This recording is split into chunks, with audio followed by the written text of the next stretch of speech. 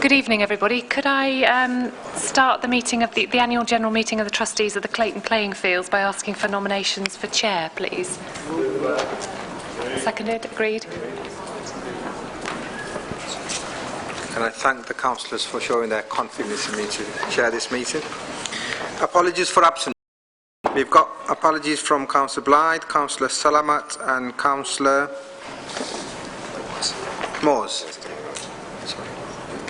Any further apologies? Declaration of interests.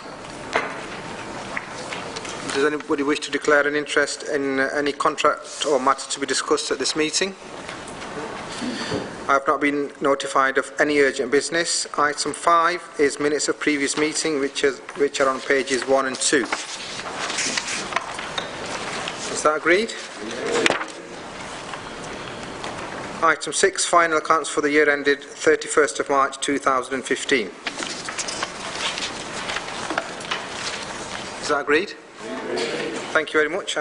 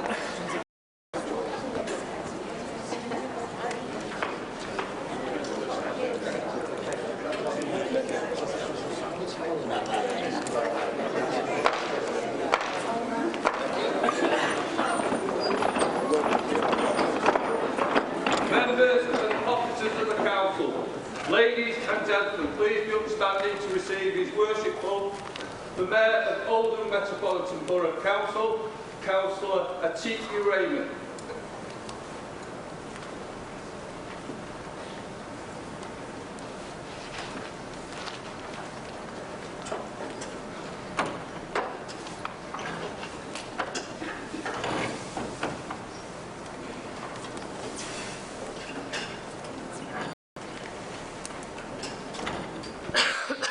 I call on my Imam Wasik II to say the prayers.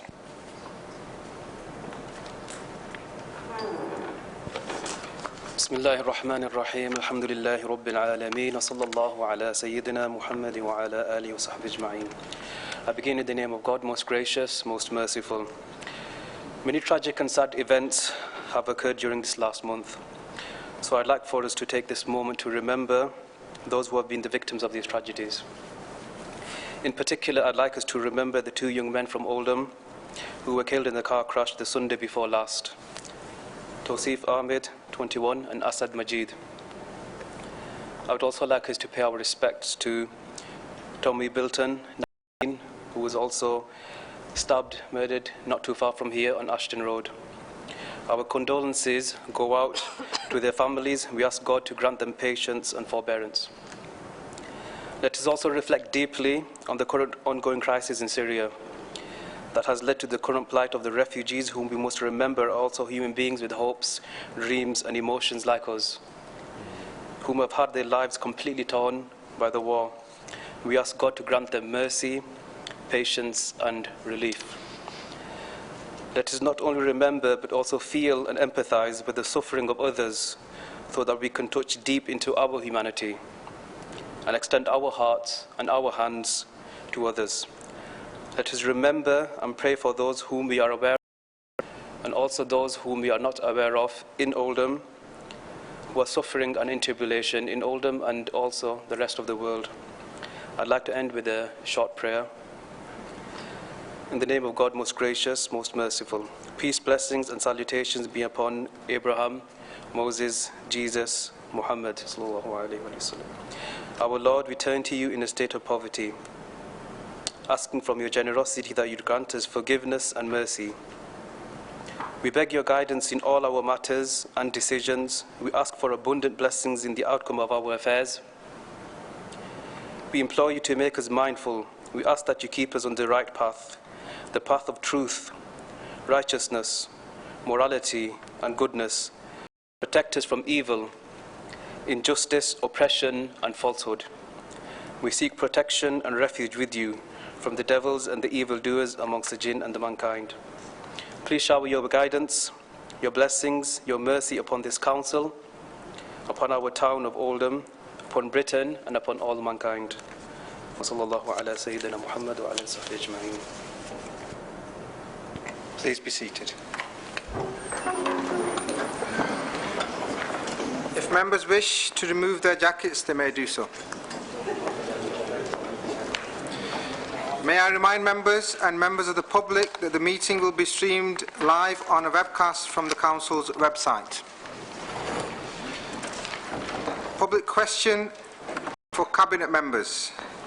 The first item in open Council is public question time. Questions have been received for Cabinet members from members of the public, and the questions will be taken in order received. The first question has been submitted by Wayne Anchors via Twitter. Could councillors look at introducing traffic calming or one-way system on Chamber Road in Shaw? Cars too fast, too many. I call on Councillor Hibbert to respond. Thank you, Mr. Mayor. Could I thank Wayne Anchors for his... that's dangerous, that was. Can I report that various possibilities have been investigated previously for Chamber Road, but none of them were supported at the time. Officers will carry out a review to identify if there has been any change to the use of the road since the previous investigations in order to inform future decisions. Thank you, Mr. Mayor. Thank you, Councillor Hibbert. The next question has been submitted by Joanne Kate via Twitter. In light of current and continuous staff cuts, will there be a review of the number of councillors that represent each ward? I call on Councillor Shah to respond. Thank you, Mr. Mayor, and I thank Joanne for the question. The Council have considered a proposal to reduce the number of councillors at a recent budget meeting. The Council considered that for a borough of the size of ours, there would be a democratic deficit if a reduction was introduced. Aware of any similar sized Greater Manchester Metropolitan Authority who are proceeding with the proposed reduction.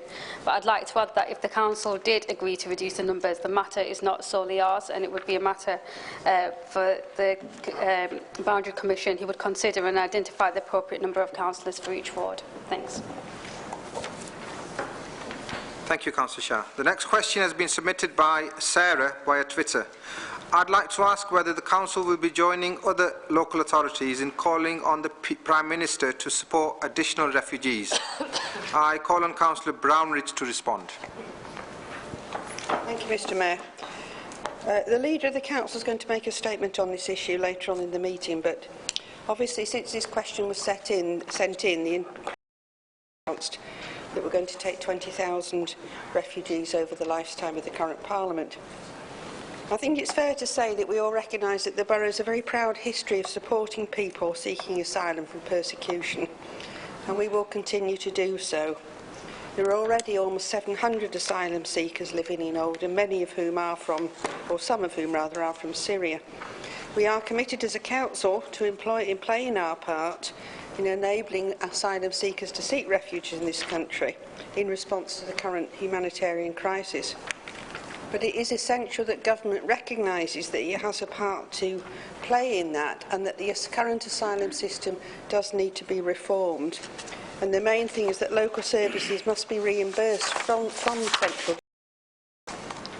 because every part of the country needs to take responsibility for supporting people who are seeking asylum, and at the moment the distribution and support isn't equal across the country.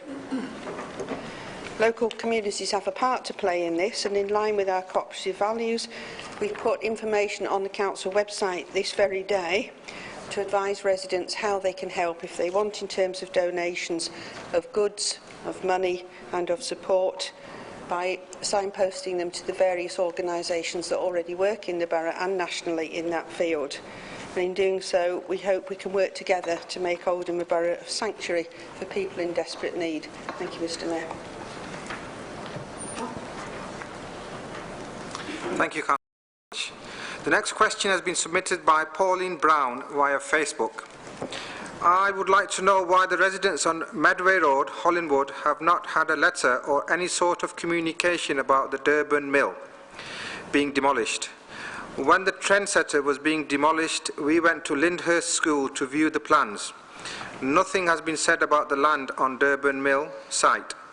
Also, I had to recarpet my home because of the dirt, brick dust, etc. I will not be doing this again out of my own pocket. Awaiting a reply. I call on Councillor Hibbert to respond, please. Thank you, Mr Mayor, and can I thank Pauline Brown and the family for raising this issue with us, and I have to say with the local councillors. Proposals for demolition are not regarded as permitted development and are subject to compliance with the conditions contained within regulations. The regulations require only the applicant to display a site notice in or near the land for not less than 21 days within a 28-day process, and this was erected on the 7th of July 2015. The application was submitted on the 7th of July 2015 and prior approval was granted on the 4th of August 2015. The local planning authority assessed the information provided in respect to the demolition and restoration of the site. Insofar as dust mitigation measures are concerned, the method statement explains that a fine water spray will be used to minimise airborne dust, along with protective sheeting to help contain dust.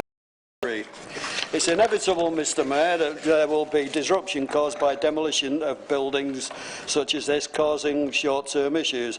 However, the local planning authority was satisfied that the method statement minimises the risk of any significant disruption, but it cannot control the conduct of the contractors doing the works. I will ask officers, make a commitment to ask officers to liaise with the applicant to inform them that these issues have been raised by residents and to ask them to do everything within their power to address them. Thank you, Mr Mayor. Thank you, Councillor Hibbert. The next question has been submitted by Bob Hampson via email. What are the chances of erecting traffic lights at the top of Burnley Lane where it meets the roundabout? It is so dangerous trying to enter the roundabout. I have previously but never had any response. I call on Councillor Hibbert to respond. Thank you again, Mr Mayor, and can I thank Bob Hampson for his question. Now, half of this roundabout is currently signalised. I drive around this roundabout regularly, myself as a local councillor and a local resident. The accident level at this specific section of the roundabout is low, and the accidents which have been recorded are not caused by vehicles travelling on the roundabout.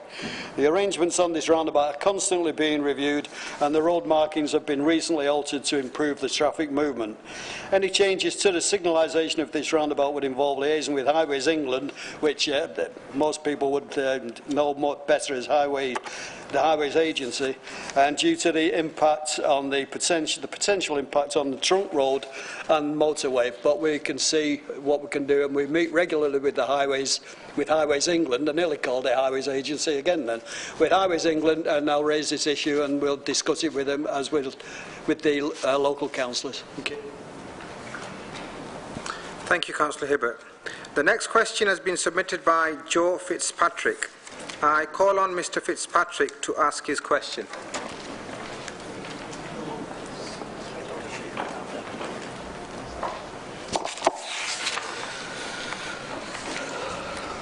When will Councillor Jim McMahon come clean about his regeneration schemes? When will he tell Oldham residents that the Arts Council has refused to make a grant towards the scheme to put the Oldham Coliseum Theatre in the old library? When will he admit that he has no private sector funding for the hotel's future next to the QE Hall? When will he accept that the scheme to build a multiplex cinema in the Old Town Hall at a cost in excess of £36 million is a massive white elephant that will have to be paid for by future generations of Oldham taxpayers? And when will he take down the propaganda billboards promising schemes that he knows he can't deliver? Thank you. I call on Councillor McMahon to respond. Thank you, Mr Mayor. Can I thank Joe Fitzpatrick for his question. Welcome back, Joe. It's been a while, a couple of meetings of peace without your presence here. But you've returned to the same question that you keep asking, and my changed since the previous times you've asked it. I don't accept the premise of the question. These schemes are critical to Oldham realising its full potential and us having confidence in the future and the town that we know we can be. So I don't accept the premise of the question, and on that basis I'm not entirely sure what answer you want me to give. Thank you, Councillor McMahon. The next question has been submitted by Janet Brown via Twitter. How does somebody with no money in the bank, zero income, no money for gas and electric, no food, pay 20% council tax? Please answer. I call on Councillor Jabbar to respond. Thank you very much, Mr Mayor. I thank Janet Brown for her question. The Council have been forced to make difficult choices about paying for services because the reduction for the grant, the reduction the government has made in public spending. This meant that the council had to introduce a local council tax reduction scheme that is affordable but still enable us to continue to support residents. As a result, from April 2015, the council introduced a maximum award of 85% of a Band A charge. If somebody is struggling to pay their council tax, I would strongly urge them to contact our council tax team so that we can discuss what the issues are and actually offer them an alternative payment methods. Also, Mr Mayor, ask anybody who's got financial difficulties, and there are many people in this borough who are in that situation, and I'm aware of that. And that is unfortunately the impact of the government's welfare reform. And there will be more impact like this going forward. I would ask them to contact our welfare right team, and the telephone number for that is 0161 770 7733. That's 770 6633. Thank you, Mr Mayor. Councillor Jabbar, can you please, first you said 7733. Is it 7733 or 6633? 770 6633. Thank you. The next question has been submitted by a First Choice Homes customer. Please can Oldham Council ensure that First Choice Homes have kept to their offer document promises as many customers feel they have not? For example, let me read this again. Please can Oldham Council ensure that First Choice Homes have kept to their offer document promises as many customers feel that they have not? For example, no customer involvement in many areas of Oldham, no walkabouts or interaction with housing officers, disabled and elderly customers being forced to move away from their homes to get adaptations or manage with no adaptations. When are First Choice Homes going to put the customer in the heart of everything they do, as was promised at the transfer of council housing to First Choice Homes? I call on Councillor Hibbert to respond. Thank you, Mr Mayor, and can I thank DMonkey123 for his question. I was surprised to hear how the resident feels about First Choice Homes Oldham. I know that First Choice Homes Oldham, FCHO, has invested a great deal of time and resources in customer involvement, and I'll ask them to contact the resident to discuss their specific issues. In terms for adaptations for older and disabled people, they've spent over £1 million a year since the housing stock transfer in 2011. I can reassure all members in this chamber and residents of First Choice Homes properties that FCHO have met and in many cases did their offer document promises ahead of time. I could go on, Mr Mayor, with statistics, data and figures, numbers of new bathrooms, kitchens and homes, etc. But I don't feel that that would be helpful at this stage. Could I ask you, Liz, to forward the complete answer to D. Monkey when you get the first chance, perhaps tomorrow? Thank you. Thank you, Councillor Hibbert. The next question has been submitted by Andrea Greenwood via email. Whilst I'm fully aware certain road improvement have to take place, I have concerns with Bullcourt Lane. My young son attends St Joseph's in Shaw. This closure has enforced a different route as a lower Dingle resident, which has added an extra 40 to 50 minutes travelling time. To my day, I also work full-time in Tameside. This, together with the additional cost of fuel over a period of 16 weeks, is a financial burden that is not my choice. Number 2, my son has a number of debilitating illnesses, and if I require the emergency services, I am concerned they wouldn't arrive on time. Number 3, who on earth in your planning department approved a 16-week major link road closure just as school return for the autumn term? Your decision makers are accountable, and this is a ludicrous decision when you could have started the work at the end of July. This has nothing to do with budgets as you're already part way through a financial year. Why do you not authorise access only for residents at commuting times? Number 5, how do I claim my travel expenses back from you? Number 6, the residents are of the understanding that this was a road widening scheme and it appears to be retaining wall work. I call on Councillor Hibbert to respond to this question, please. Thank you, Mr Mayor, and can I thank Miss Andrea Greenwood for the question. I'm sorry to hear about the difficulties and problems that she and her family are encountering. But as with all highway improvement schemes, the emergency services have access through the works at all times throughout the closure. For this scheme, it was always planned that they would be carried out across the 6-week holiday period, but the land acquisition to enable the road widening was not completed for this to happen. The Council has a duty of care to maintain a safe highway.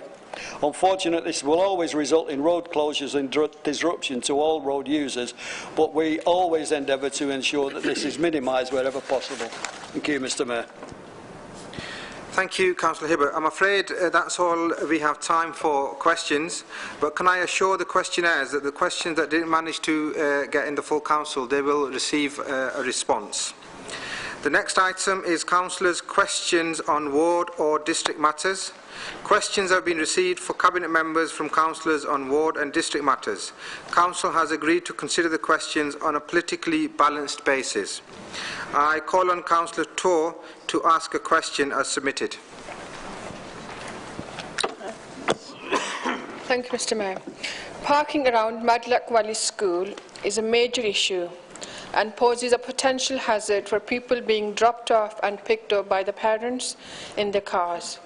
Can the executive member look into parking available the vacant land opposite the entrance to the school for the purpose to turning into a car park? Thank you. I call on Councillor Hibbert to respond. Thank you, Mr Mayor. I can thank Councillor Torr for bringing this to my attention. As members will appreciate, parking around schools is a problem across the borough, and we're always looking at ways to reduce pressure at peak times with schools and parents. I, like many members in this council and around this chamber, live near schools where this is a desperate problem for local residents, and we're all aware of it. So I'll ask colleagues to look at the possibility and suitability of using the site mentioned for temporary parking and ensure that a response will get back to Councillor Torr in the next week. Thank you, Mr Mayor. Thank you, Councillor Hibbert. I call on Councillor Roberts to ask a question as submitted. Thank you, Mr Mayor. I'd like to thank Councillor Brownridge for her response to my question at the July Council meeting in regard to the condition of the footpaths in Royton Cemetery. However, Cemetery Road, which I also inquired about, is a public highway. Please could the relevant Cabinet member confirm when this road, used by residents and those using or visiting the cemetery, will be surfaced? I call on Councillor Hibbert to respond. Thank you, Mr Mayor, and I thank Councillor Roberts for the question. All capital funding for the 2015-16 financial year has been fully allocated, and unfortunately Cemetery Road was not awarded funding at this time. Cemetery Road will remain in the unclassified network resurfacing list until relevant funding becomes available. In the meantime, an inspection of Cemetery Road has been arranged to ensure that any significant size defects are removed. Due to Cemetery Road being lined with mature trees, increased costs will be incurred due to the care required for the construction around the trees, as there is no appetite to remove them at this time. I'm sure that the local people would know trees removed, but if that were to be done, it would significantly reduce the cost of maintaining the road. The problem, as you would expect, is caused by tree root damage. Thank you, Mr Mayor. Thank you, Councillor Hibbert. I call on Councillor Fielding to ask a question as submitted. Thank you, Mr Mayor. There is a long-standing problem with pigeons roosting under the Hardman Lane Metrolink Bridge in Failsworth and fouling the pavement with their droppings. Prior to the rail line's conversion to Metrolink, a net spanned the entirety of the underside of the bridge, preventing this problem. This was removed during the conversion works and has not been replaced. Could the Council please use its influence to make Metrolink reinstate the net? So far, my inquiries and lobbying have fallen on deaf ears. I call on Councillor Hibbert to respond. Thank you, Mr Mayor, and thank you, Councillor Fielding. I've raised this issue with the Metrolink Director at Transport for Greater Manchester. He's advised that as part of the Metrolink works, some areas were fitted with deterrent spikes and further netting works were carried out by the contractor. The Director has confirmed that they will now carry out a further review to ascertain if any measures need to be taken at this location, and he's ensured me that that review will be carried out in the next 2 weeks and recommendations will be brought forward for any further measures to be taken. Thank you. Thank you, Councillor Hibbert. I call on Councillor Williamson to ask a question as submitted. Thank you, Mr Mayor. The Leader will doubtless be aware that Shore and Crompton Ward councillors received in early August a briefing note related to the Royton Leisure Centre opening. The briefing note was emailed by our marketing department. It contained the bombshell that existing members of the Shore Gym will also be contacted and informed that the facility will close. This news completely contradicts the reassurances that ward councillors have consistently been given by the administration that whilst the pool would close, the gym would remain open. Can the Leader tell me when the decision was first taken to close the gym in Shore?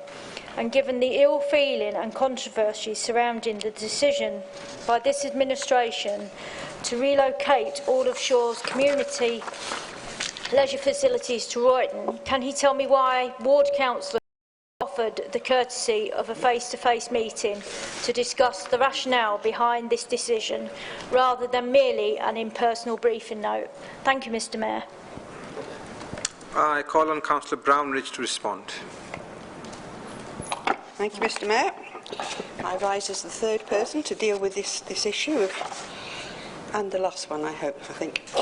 Right, as everybody will remember, the Council undertook an independent review of leisure services in the winter of 2010-11, and that considered the current provision across all sectors and provided a clear evidence base of supply and demand analysis, supporting the Council's need to reconfigure the leisure estate in Oldham to reduce the revenue budget and to improve the leisure offer. The review supported the view that an overall leisure estate of fewer, higher quality public sector facilities, well distributed across the borough, with a town centre facility at its heart, together with private and voluntary sector provision, would be a realistic way forward. In March 2012, the Cabinet approved a report entitled Leisure Estate Approval of Outline Business Case. This report approved the provision of 2 new facilities at Oldham and Royton. In addition, it approved the closure of a number of facilities, including Crompton Pool and Fitness Centre. At the time, the Council stated its ambition to retain the current Crompton Pool and Fitness facility until the new pool at Royton opened. It was unable to keep the pool open, but did manage to keep the gym open. This will now close at the point the new Royton Leisure Centre opens later this month, as was laid out in the original report. Thank you, Mr Mayor. Thank you, Councillor Brownridge. I call on Councillor Gary to ask a question as submitted. Thank you, Mr Mayor. Mr Mayor, at the last meeting of the Failsworth and Hollingwood District Executive, Failsworth West Ward decided to make an allocation of £6,000 toward street tree planting. Labour councillors featured this in their most recent local newsletter, and we have since been inundated with inquiries from residents who would like trees planted in their streets. It is clear that the £6,000 we have allocated will not be enough to meet the demands of residents for planting, and so can Council commit to match fund our allocation and increase the impact of this popular idea. Thank you, Mr Mayor. Can I call on Councillor Brownridge to respond, please?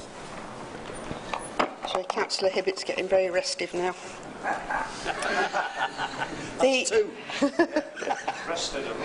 Well, a bit of both, yeah. The answer, Councillor Gary, is, as you know, we've now introduced a green dividend scheme because this tree planting has been so popular and successful.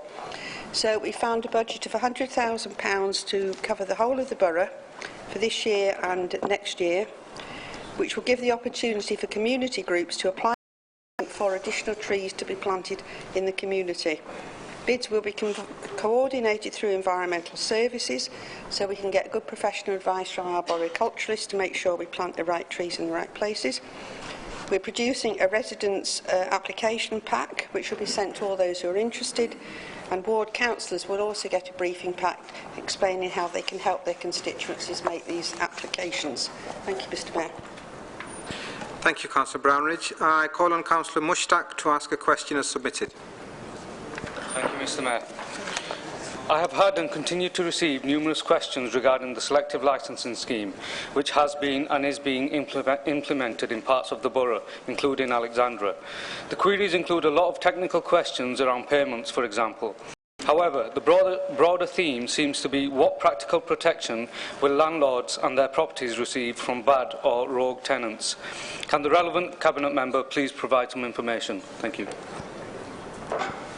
Barbara, your prayers has been answered. Can I call on Councillor Hibbert to respond, please? Thank you, Mr Mayor. I'll continue to take my fix. Landlords, first of all, can I thank Councillor Mushtaq for his question, very constructive question, which will give me the opportunity to dispel some of the myths and perhaps ease some of the concerns that are being unnecessarily spread around the town at the moment. Landlords will receive training and information which will ensure that they're equipped to prevent bad or rogue tenants from taking a tenancy in their properties. Includes the landlords knowing their rights and responsibilities and the tenants as knowing their rights and responsibilities, direct contact numbers of officers for advice and information, knowing how to obtain reputable references for prospective tenants, knowledge on how they should be managing their tenants to ensure they can spot signs of a bad tenant, taking of deposits, etc., clear processes for evicting tenants, clear process of being able to have the housing benefit paid direct to the landlord if the tenant falls into rent arrears, referrals for tenants who may have complex needs, and mediation offer between landlords and tenants where necessary.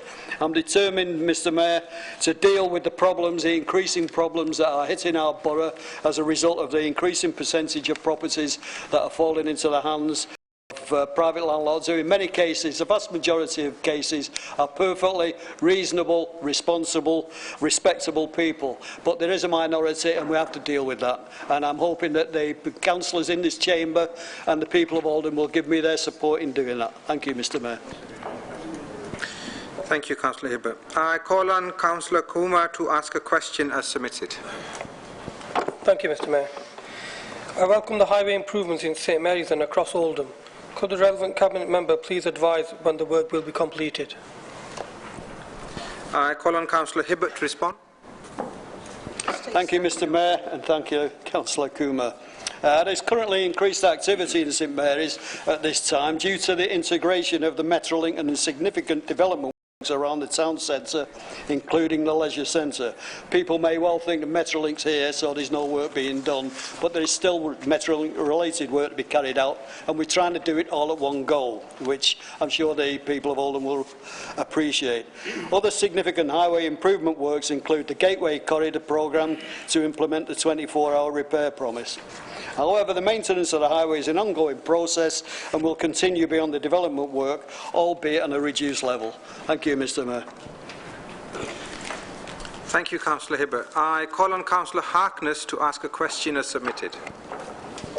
Thank you, Mr Mayor. I would like to thank Councillor Hibbert and the relevant officers for attending the recent meeting to consult the public about the traffic issues arising in Dobcross as a result of the new school.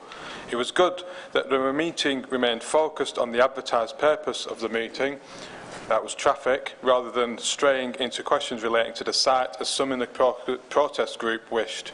There are other opportunities and forums more appropriate for this. I felt overall that the meeting was very positive and even-handed, in that it gave residents the opportunity to raise any traffic issues or concerns and gave the officers and elected members an opportunity to respond professionally and courteously, and to acknowledge genuine concerns that must be addressed. I feel that we have now together begun to identify the engineering and management solutions that are needed to make traffic to and from the school work within the wider community. This dialogue has to continue. Can I therefore ask the Cabinet Member to reassure me that this dialogue will continue with ward members and with my constituents, that we shall receive regular updates as the project progresses? Thank you, Mr Mayor. I call on Councillor Hibbert to respond. Thank you, Mr Mayor. Can I thank Councillor Harkness for his support in this matter. He's always expressed support in private and in the offices and the closed four walls where we've had meetings and discussed and examined and amended the proposals where necessary. We will always work with local councillors and with local people, as Councillor Harkness knows. In fact, Councillor Harkness doesn't really need to ask this question because he knows that the answer is yes. Thank you, Mr Mayor. Thank you, Councillor Hibbert. On Councillor G. Alexander to ask a question as submitted. Thank you, Mr Mayor. In my ward, which is St James's, could I ask the Cabinet Member why roads are being closed for over a week, and although signage has been put in place, works have still not commenced? This causes unnecessary disruption, especially when the roads are being closed for a period of 17 weeks. Thank you. I call on Councillor Hibbert to respond. Thank you, Mr Mayor, and thank you, Councillor Ginny Alexander.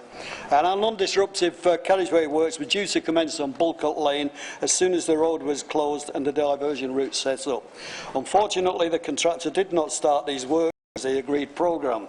However, as soon as we were notified that works had not commenced, the road was reopened to minimise further disruption. The cost of the abortive traffic management will be met by the contractor, and the issue will be reflected in the contractor's key performance indicators, which will affect future work opportunities. Thank you, Mr Mayor. Thank you, Councillor Hibbert. I call on Councillor Steve Bashford to ask a question as submitted. Thank you, Mr Mayor. I've been working for some time with a Royton resident, Mr Jeff Vernon, who was asked if we could open a branch of the Royal British Legion in Royton. Well, Mr Vernon's now got permission from the Legion to do that. We've got ourselves a venue, we've got all the Royton councillors behind us, and we're looking to actually open the branch and Sunday service in Royton, up at the Royton Cricket Club, where we're going to have some community entertainment and a bit of light refreshment. What I'd like to ask is that this council will support us in this great community event, which is, you know, great for everybody to attend, and it's especially for our ex-servicemen who are always in the limelight at the moment. So could I ask, I think it's Barbara, I think it's Councillor Brownridge of Communities, if you'll lend your support, moral and perhaps some practical help with this venture. Thank you. Thank you. Can I call on Councillor Is it Councillor Shah or Councillor Brownridge? Councillor Brownridge to respond, please. Thank you, Mr. Mayor. The answer is yes. I call on Councillor Marie Bashford to ask a question as submitted. Thank you, Mr. Mayor. After the Welcome Road resurfacing work which has been carried out in Royton, could the relevant Cabinet member reassure residents and ward councillors that all the white lines and other road markings will be fully reinstated, together with works to ensure manholes and grids are properly finished off before the works are accepted by highways? Thank you. Can I call on Councillor Hibbert to respond, please? Thank you, Mr. Mayor, and thank you, Councillor Marie Bashford, for the question. Approximately 10 or 14 days after the treatment is laid, the surface will be swept to remove the excess chippings and the road markings applied. Unfortunately, small areas of the road make it road marking element take slightly longer. Regarding the replacement of the ironworks, a slower process and is carried out under a separate programme which may take up to 3 months following the completion of the surfacing due to the severe volume. Thank you, Mr. Mayor. Thank you, Councillor Hibbert. As I mentioned when I introduced this item, that these questions are politically balanced. In this section, I've got the opportunity of 2 questions from the minority opposition parties. So if anybody's got a question from the minority opposition party, you've not submitted any? No? Okay. I call on Councillor Adrian Alexander to ask a question as submitted. Mr. Mayor, do we have more information about the gardening hub that was supposed to be happening at Lees Park? An answer from the Cabinet member may prevent the spread of more misinformation about the park. And could the Cabinet member direct the answer to that side of the chamber, please? I call on Councillor Brownridge to respond. I was going to answer for the whole chamber, if that's all right. The answer is, I want to apologise that this has taken so long, and it really shouldn't have done, and that's something about the process that we're going to have to sort out.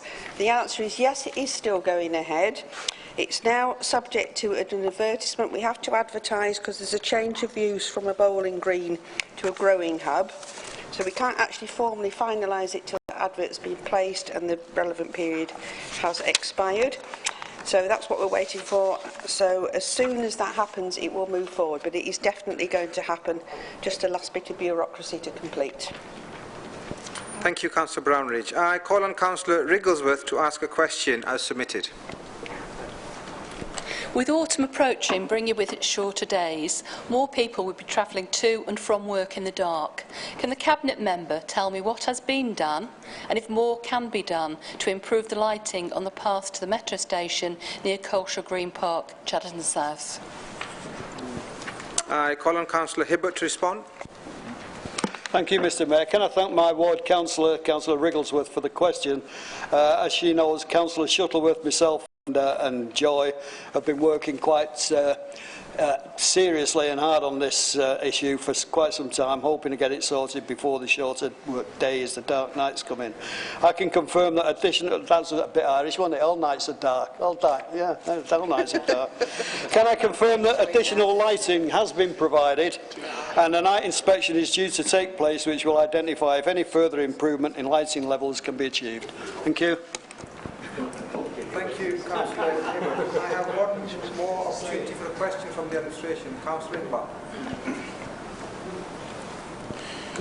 Thank you for allowing me to ask this question. It's just basically an update regarding the bridge on Sixth Form College. We were advised that work would be commencing throughout the school holidays, and just like a quick update. Thank you very much. Councillor Hibbert to respond.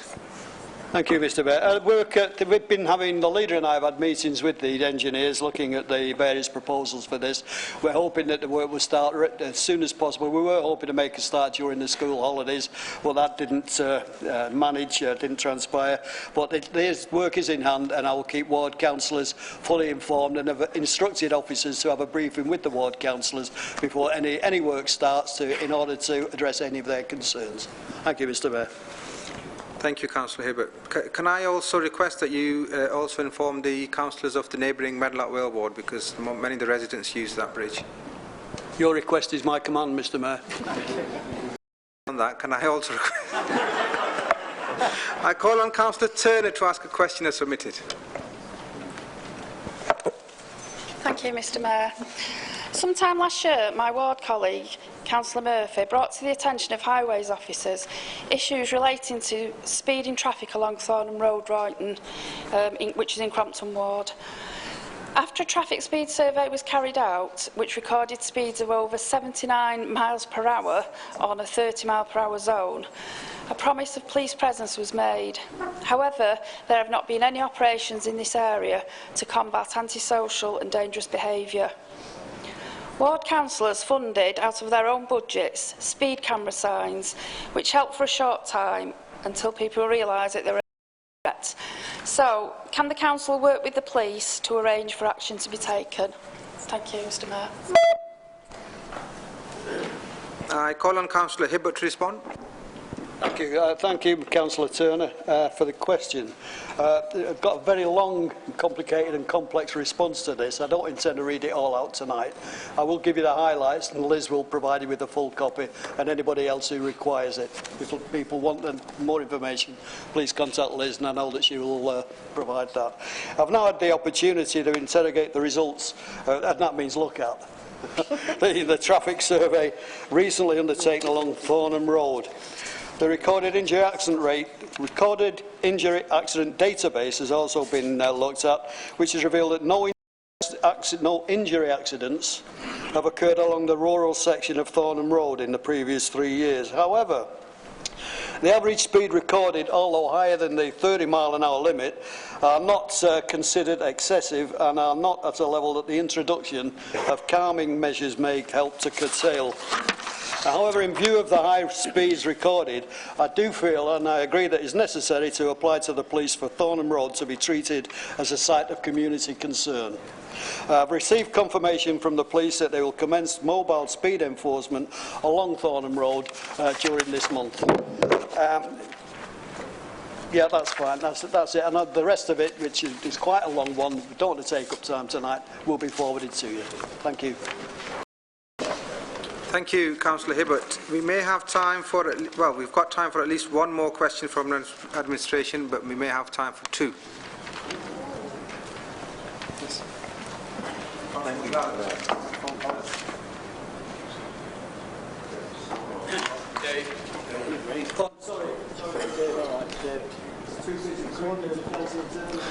Thank you, Mr Mayor. I wonder if the relevant Cabinet member could give us an update on the situation regarding disabled access at Mills Hill Station. Thank you. Councillor Hibbert again. We are looking at it. I've raised this several times with Transport for Greater Manchester. There was, of course, an issue of the stations along that track being completely modernised. An issue that has caused concern for many people, including myself, who use that station regularly, and I know a lot of people in Chadderton Central do, and Middleton. So it's something that concerns a great deal of members of the public, and something that we'll do our best to renovate or to rectify as soon as possible. Thank you, Mr Mayor. Thank you for the quick and short response. I think we've got time to squeeze in one more question from the administration. No, can I call on Councillor Sedgwick to ask a question as submitted, please? Thank you, Mr Mayor.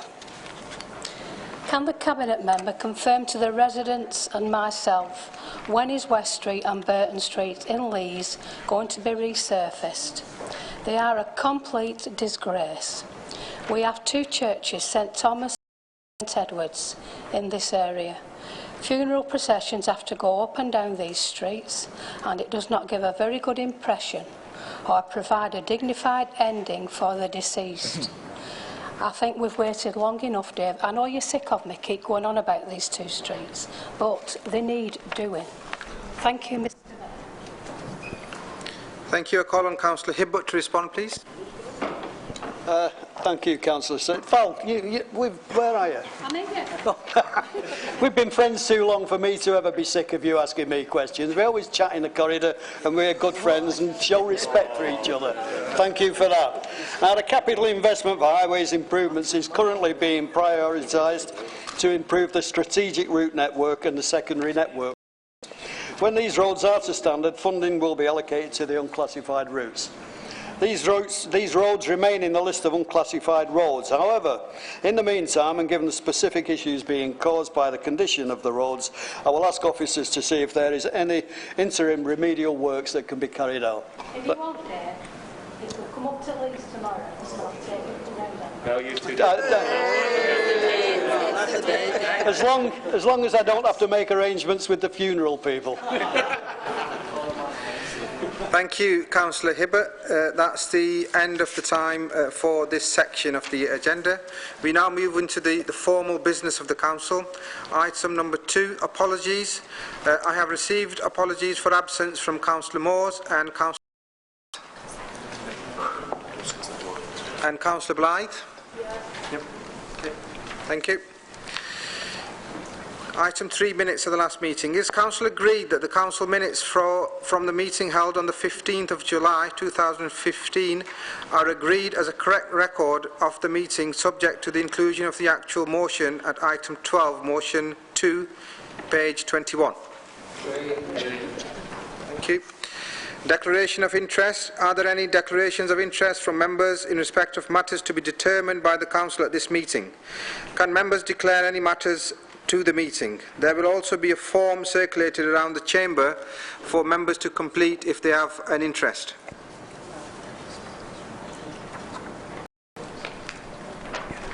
We have a specific issue.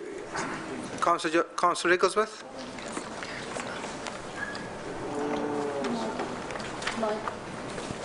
I've got a personal, pecuniary and presidential interest in item 8.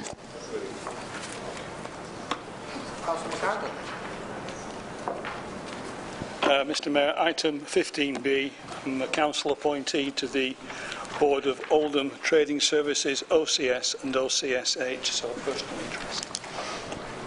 Councillor Ahmad. Mr Mayor, item 13, motion 1, which relates to Magistrates Court pecuniary. Councillor Harrison. I'm a council item 15B. I'm a council-appointed member of the Board of Oldham Traded Services. Councillor Dearden. Item 13. I'm a magistrate. Councillor Chauhan. Item 15, Chair Oldham Trading Company. Councillor Ginny Alexander.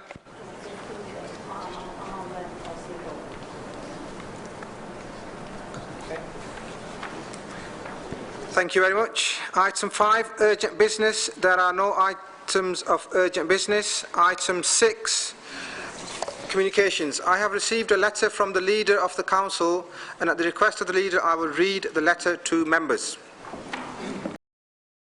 Dear Mr Mayor, regarding humanitarian crisis, Council will be aware that the humanitarian crisis in Syria and the impact this has had on the lives of many who have left their homeland to seek safe refuge. The Prime Minister is currently negotiating Britain's position with the EU leaders, and once that has been agreed, every town and city will be asked to support the efforts of the government in placing asylum seekers. Our borough has a rich and proud history of offering safe refuge to those who need it, and we should be willing to play our part today. It is vital that in stepping up to our international responsibilities, that the implementation of dispersal is fair and balanced. It is also critical that fair funding is in place to cover the cost of housing, care, health and education. I will be convening a meeting of group leaders on Oldham Council to discuss our collective response in detail, and my blog this week outlines in more detail my own views and representations on this matter. Let us stand up and come forward when we are asked to, and work to ensure every town and city does the same, with the government providing the resources needed to support asylum seekers and the wider community. Yours sincerely, Jim McMahon. I have been informed that this letter will also be circulated to all members. It's already been circulated. Thank you for that, Jim. Item 7, petitions. There is one petition to be noted outlined in the report. Item 8, outstanding business from the previous meeting. There is one item of outstanding business. The Chief Executive has had notice that Councillor Moores is unable to move this motion and has nominated Councillor McLaren to take his place. I call on Councillor McLaren to move and Councillor Hibbert to second the motion. Councillor McLaren. Thank you, Mr Mayor. I'm happy to have the opportunity to move this notice of motion. Electrification of the Trans-Pennine Line is essential not just for railway operating convenience, but for the regeneration and economic growth in the local communities along its entire length. All communities have been hard hit and have not yet recovered from the almost total demise of the textile industry, its allied engineering support and other traditional industries. People are having to travel greater distances to work, especially in the main centres of Manchester and Leeds. They are entitled to a train service which is both reliable and comfortable, something at the moment they significantly lack. It is also to be hoped that the electrification scheme will include disabled access to Greenfield Station, a matter which the Department of Transport seem reluctant to accept. As this is not included in the notice of motion, it may have to be the subject of separate correspondence. However, the election is over, the Tories are in power, and suddenly the government has paused the proposed upgrades to rail lines in the North and Midlands. It all seemed a different story beforehand. George Osborne had promised a northern powerhouse connecting northern cities into one booming economic entity supported by fast transport connections. The electrification of the Trans-Pennine Rail route between Manchester and Leeds and the Midland Main Line from Sheffield were important transport projects that appear to be imminent. The Prime Minister even made an appearance in Leeds to propose HS3 as an addition to HS2 high-speed rail line with a promise of new cross-Pennine rail links. Today, on a packed train doing the slow journey from Manchester Piccadilly to Leeds, it is standing room only, and there isn't even enough of that, and little optimism about possible improvements. 2 months have elapsed since the government stated in its manifesto that there were vital pledges for upgrades which would not, after all, be delivered. Ask anyone travelling on this route, and they might say that George Osborne spoke a load of rubbish. You will never get fast trains up here. The journey between Manchester and Leeds can still take an hour on trains travelling little faster than the steam locomotives that used to work the line when the mills were booming. The trains from a bygone age are still operating on the line. The uncomfortable pacer trains, which the Department of Transport has indicated will be withdrawn by 2020, are still in service, unless, of course, there is another pause regarding rolling stock. Thank you, Councillor McLaren. I call on Councillor Hibbert to second the motion.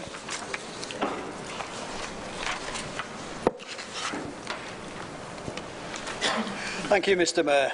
If I'd been silly enough to want to move an amendment to a motion that I'm seconding, I would have deleted dismayed and inserted not surprised, because there's quite clearly a pattern set here. The last coalition government made all sorts of promises before the election and broke them. And this new one is breaking yet another one. And I'd be surprised, Mr Mayor, if the partners of this particular government didn't have a clue or didn't have some sort of knowledge, advance information, that this was going to happen. And if they didn't, that just shows how much disrespect they were being shown by the former partners. Now, looking at this and the delay in the investment in the north of England, I decided to have a look at Transport for London's website and see what's going on down there. Crossrail 1, and this is direct lift, Mr Mayor, from TfL's website. New Crossrail stations are being built through central London and Docklands at Paddington, Bond Street, Tottenham Court Road, Farringdon, Liverpool Street, Whitechapel, Canary Wharf, Custom House and Woolwich. And an additional new station is being built at Abbey Wood. Is it any wonder, Mr Mayor, that I had to print that off to read it, because I could never have remembered that long list? And then they go on to say, London is a fast-growing city. Transport for London, the government and Network Rail are already investing heavily in London's transport infrastructure, but further major schemes are needed. That's in the south of England, of course. Which brings us to Crossrail 2. Crossrail 2, and I quote, will bring huge benefits to London, the South East and the UK. I fail to see what people up here in Oldham, Greater Manchester, Sheffield, Leeds or Liverpool are going to benefit from these huge investments in London, but they're maintaining that's the case. It will ensure that London can grow and remain globally competitive. London, no. Driving growth across the national economy. Investment in London is investment in the national economy. Obviously, these people feel that when you talk about the United Kingdom, you're actually talking about London. It will do this by providing new homes and jobs across the region and by improving the quality of life. Now, isn't that things that we are demanding for us? I think the answer is yes. Are they the things that they value down in the southeast of England? The answer is obviously yes. But what's good enough for them is not good enough for us. And what's this Crossrail 2 going to cost? £25 billion. That's the estimated cost at this time. Is anybody in this room prepared to bet that it will not exceed that by the end of the project? I doubt that very much. Money's needed in the South East, so they've paused, delayed, postponed, cancelled. Pick your word yourself. Disgusted if anybody in this council chamber did not support this motion. Thank you, Mr. Mayor.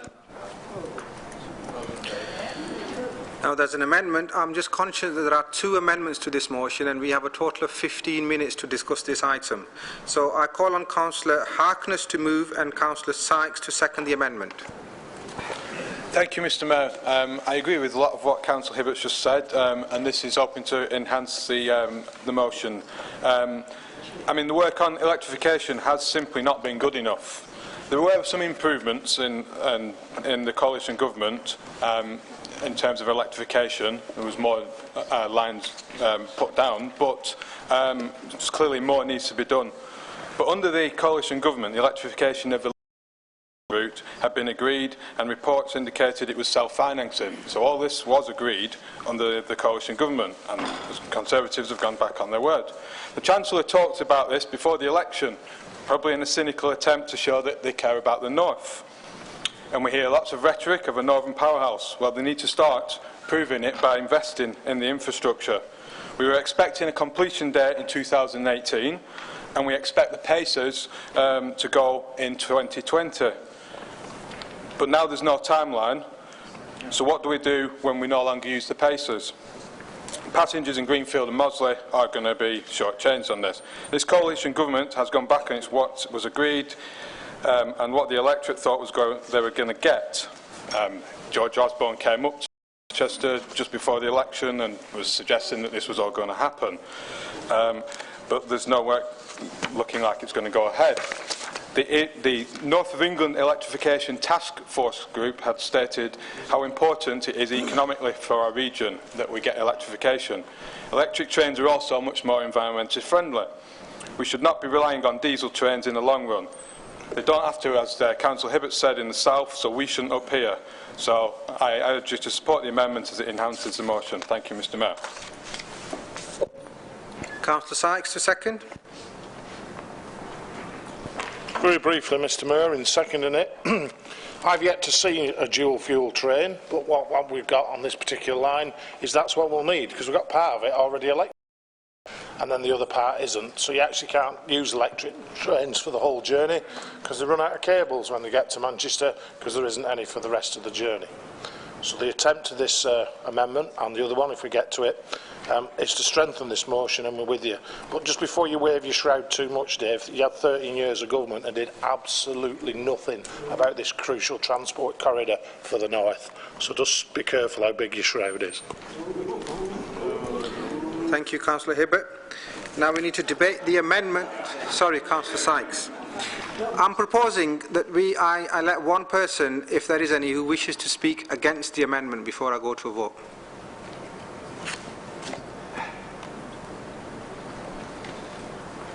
Thank you. The last coalition government promised us a northern powerhouse. I think, Mr. Mayor, they really meant poorhouse.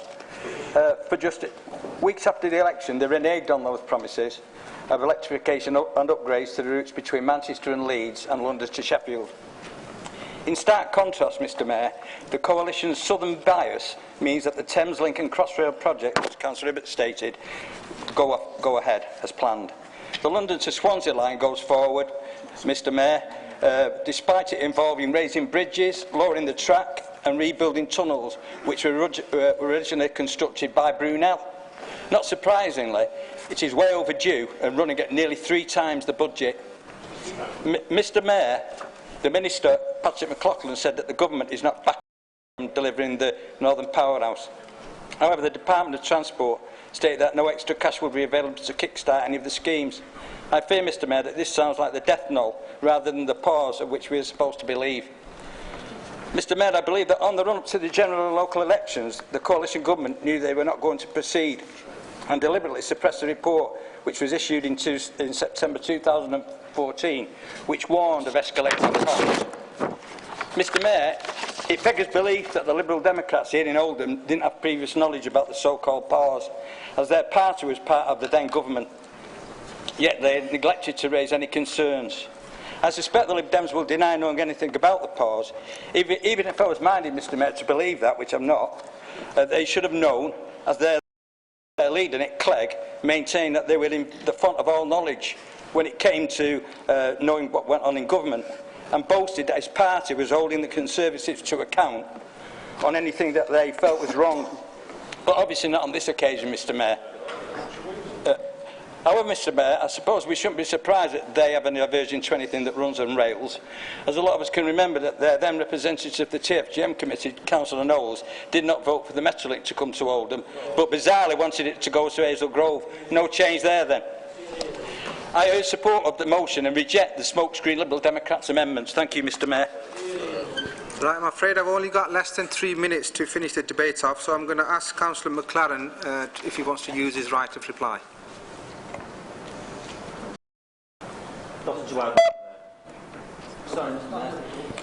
Sorry. Councillor Harkness, would you like to use your right of reply? Just very quickly, yes, no, we didn't. We weren't aware of that. And also, this going back on things has happened under this new government, and as soon as we're not there, they've changed their mind. So it was all agreed beforehand, and they've now gone back on that. Thank you, Mr Mayor. Thank you. Does Council agree the amendment? Those in favour, please show. Thank you. Those against?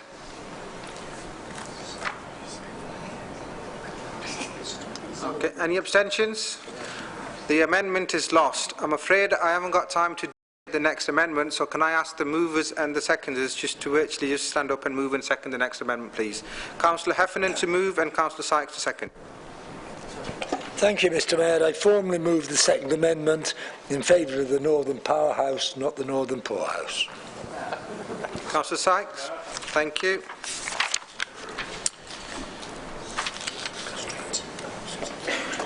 We're going to go straight to the vote on this one.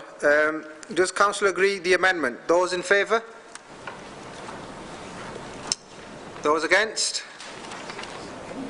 So the amendment is lost.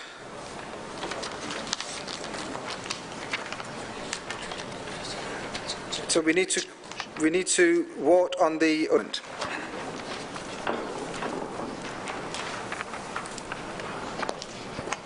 Thank you, Mr Mayor.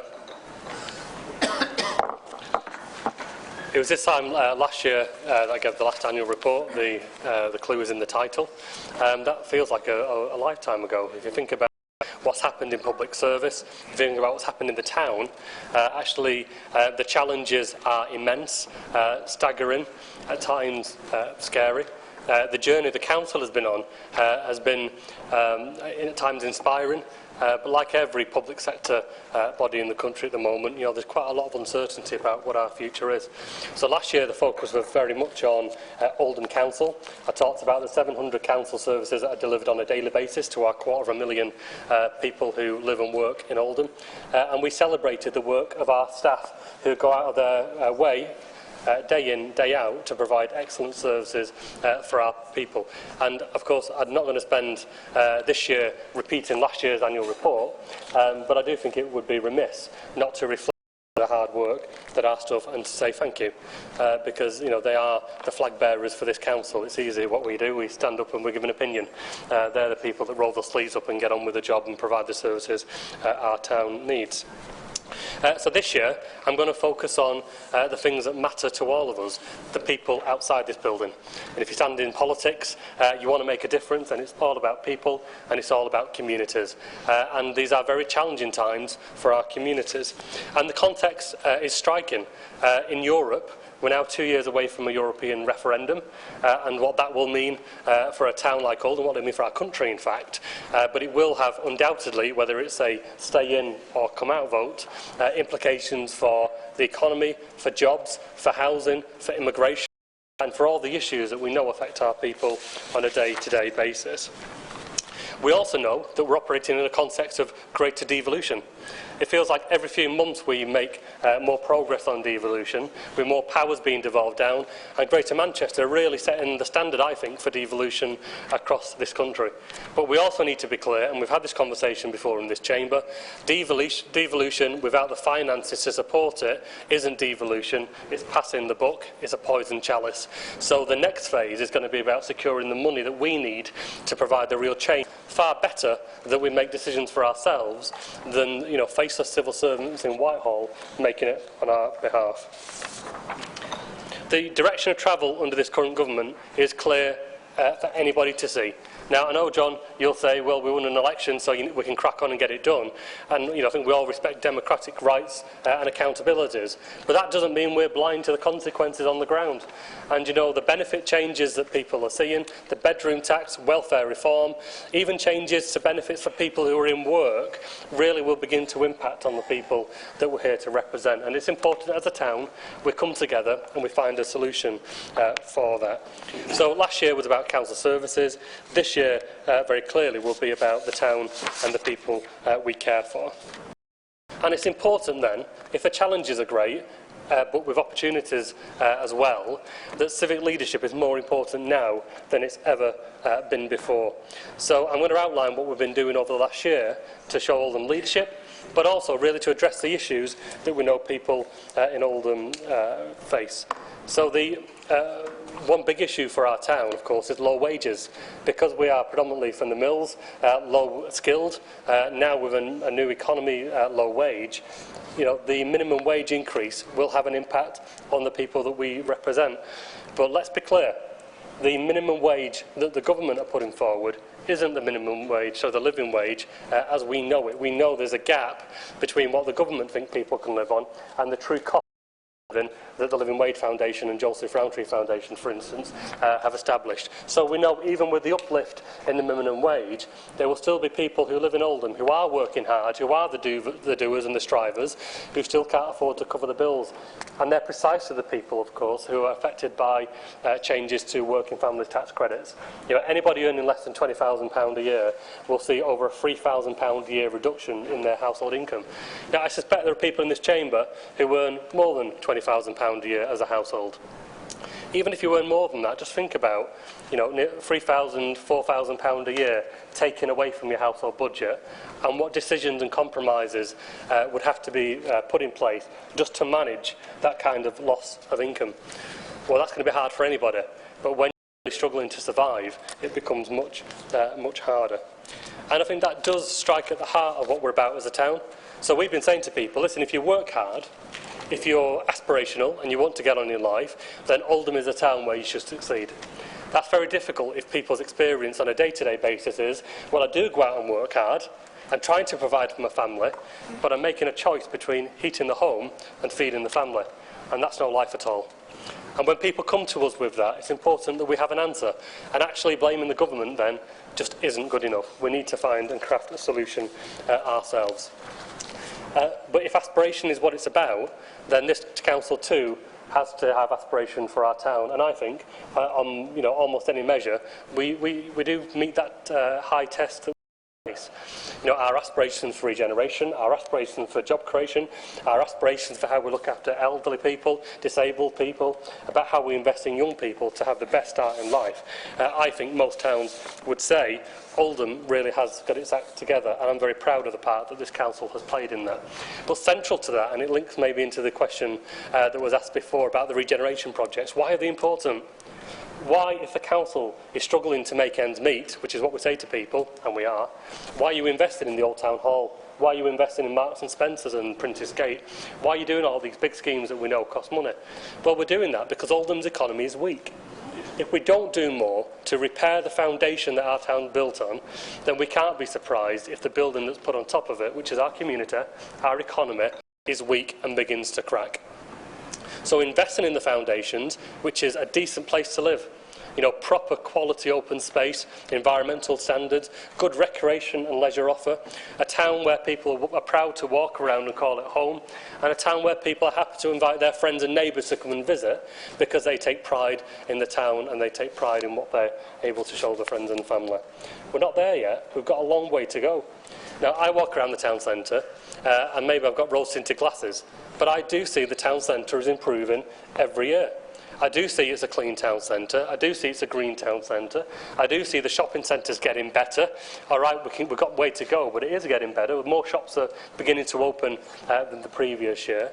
And we know from our Independence quarter that people are putting their own hands in the pocket and investing in the town. And I think that's really inspiring when we look at that. But let's go back to the more fundamentals about this. We're not a bubble. We are affected by government. And although we're not kind of beholden to government, although we're not waiting for them to set the ambition for our town, decisions they make do affect us as a council, and they do affect our people too. So it's really important that we have an answer for the government's austerity programme, and I believe that we're beginning to put the measures in place to give the people the support that they need. And the Oldham brand of a cooperative council, where people do their bit, people take the benefit collectively of our shared dividend, I think is really important. But also stand up. So the government have withdrawn any hope of both handout and hand up. The truth is, they've wrote towns like Oldham off. We're not even on their radar, and if we are on their radar, they probably think we're an irritant rather than somewhere that should be treasured and nurtured. So we do need to find our own solution.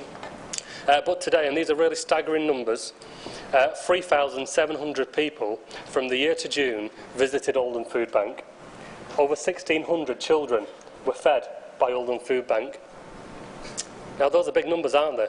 You know, for the 5th richest country in the world, to have people queuing up at the food bank, I think is a real measure of where the coalition government before and the current Tory government are taking towns like Oldham. But it's important that the food bank is there, because what's the alternative?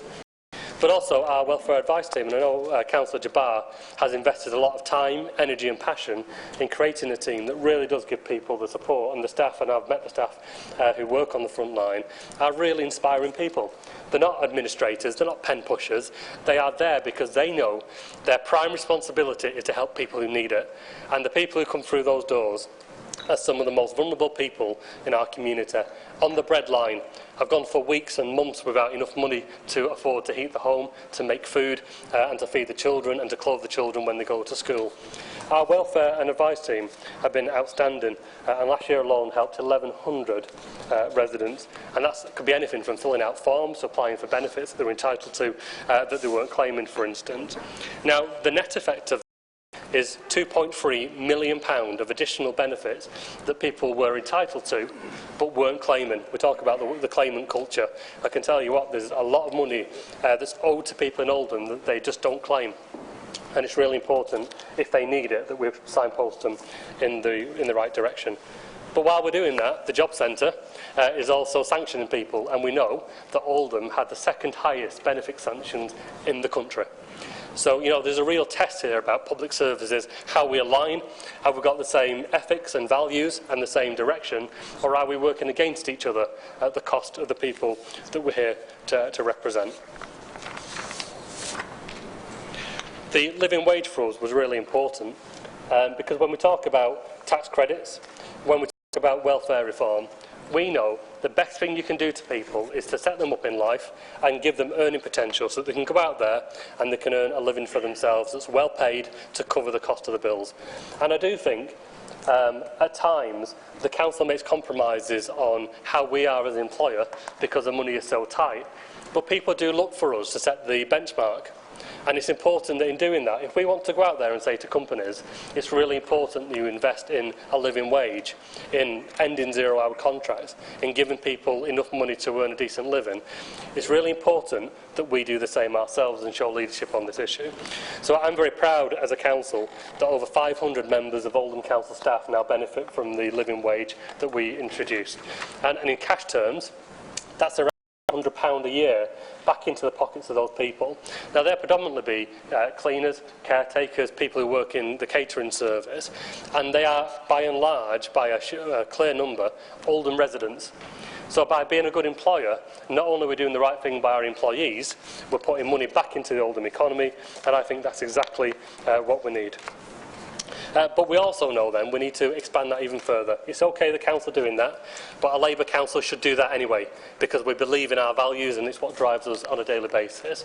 But we need to get it wider because we know most people, of course, aren't employed by Oldham Council in this town, and getting that message out there is really important, which is why Get Oldham working, the Fair Employment Charter is working, and even the Social Value Charter that we're trying to get, which that over 5,700 companies who do business with this council need to meet our social value criteria. And what we say is, if you want to do business with Oldham Council and to spend Oldham Council taxpayers' money, then you need to have a return, a dividend, back to Oldham community. And interestingly, nearly half of those companies are Oldham-based companies. So again, we're keeping that money in the system and we're really benefiting the town's economy too. But we also know that people, when it comes down to it, still struggle with the financial system that our country has. So, we all need electrical goods, we all need household furniture, we all need appliances to do the washing, to chill the food in the fridge.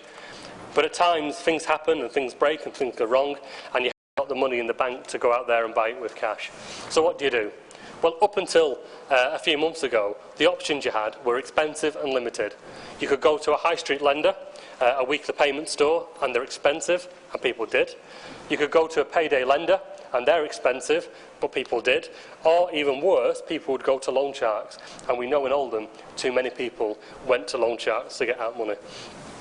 So our house and the work that we did to support that opening was really important, giving people a viable alternative. The first not-for-profit company in this country offering that service was established here in Oldham. And I think we should be very proud about that, because today other councils, other towns and cities are coming to Oldham and saying, we want what you've got.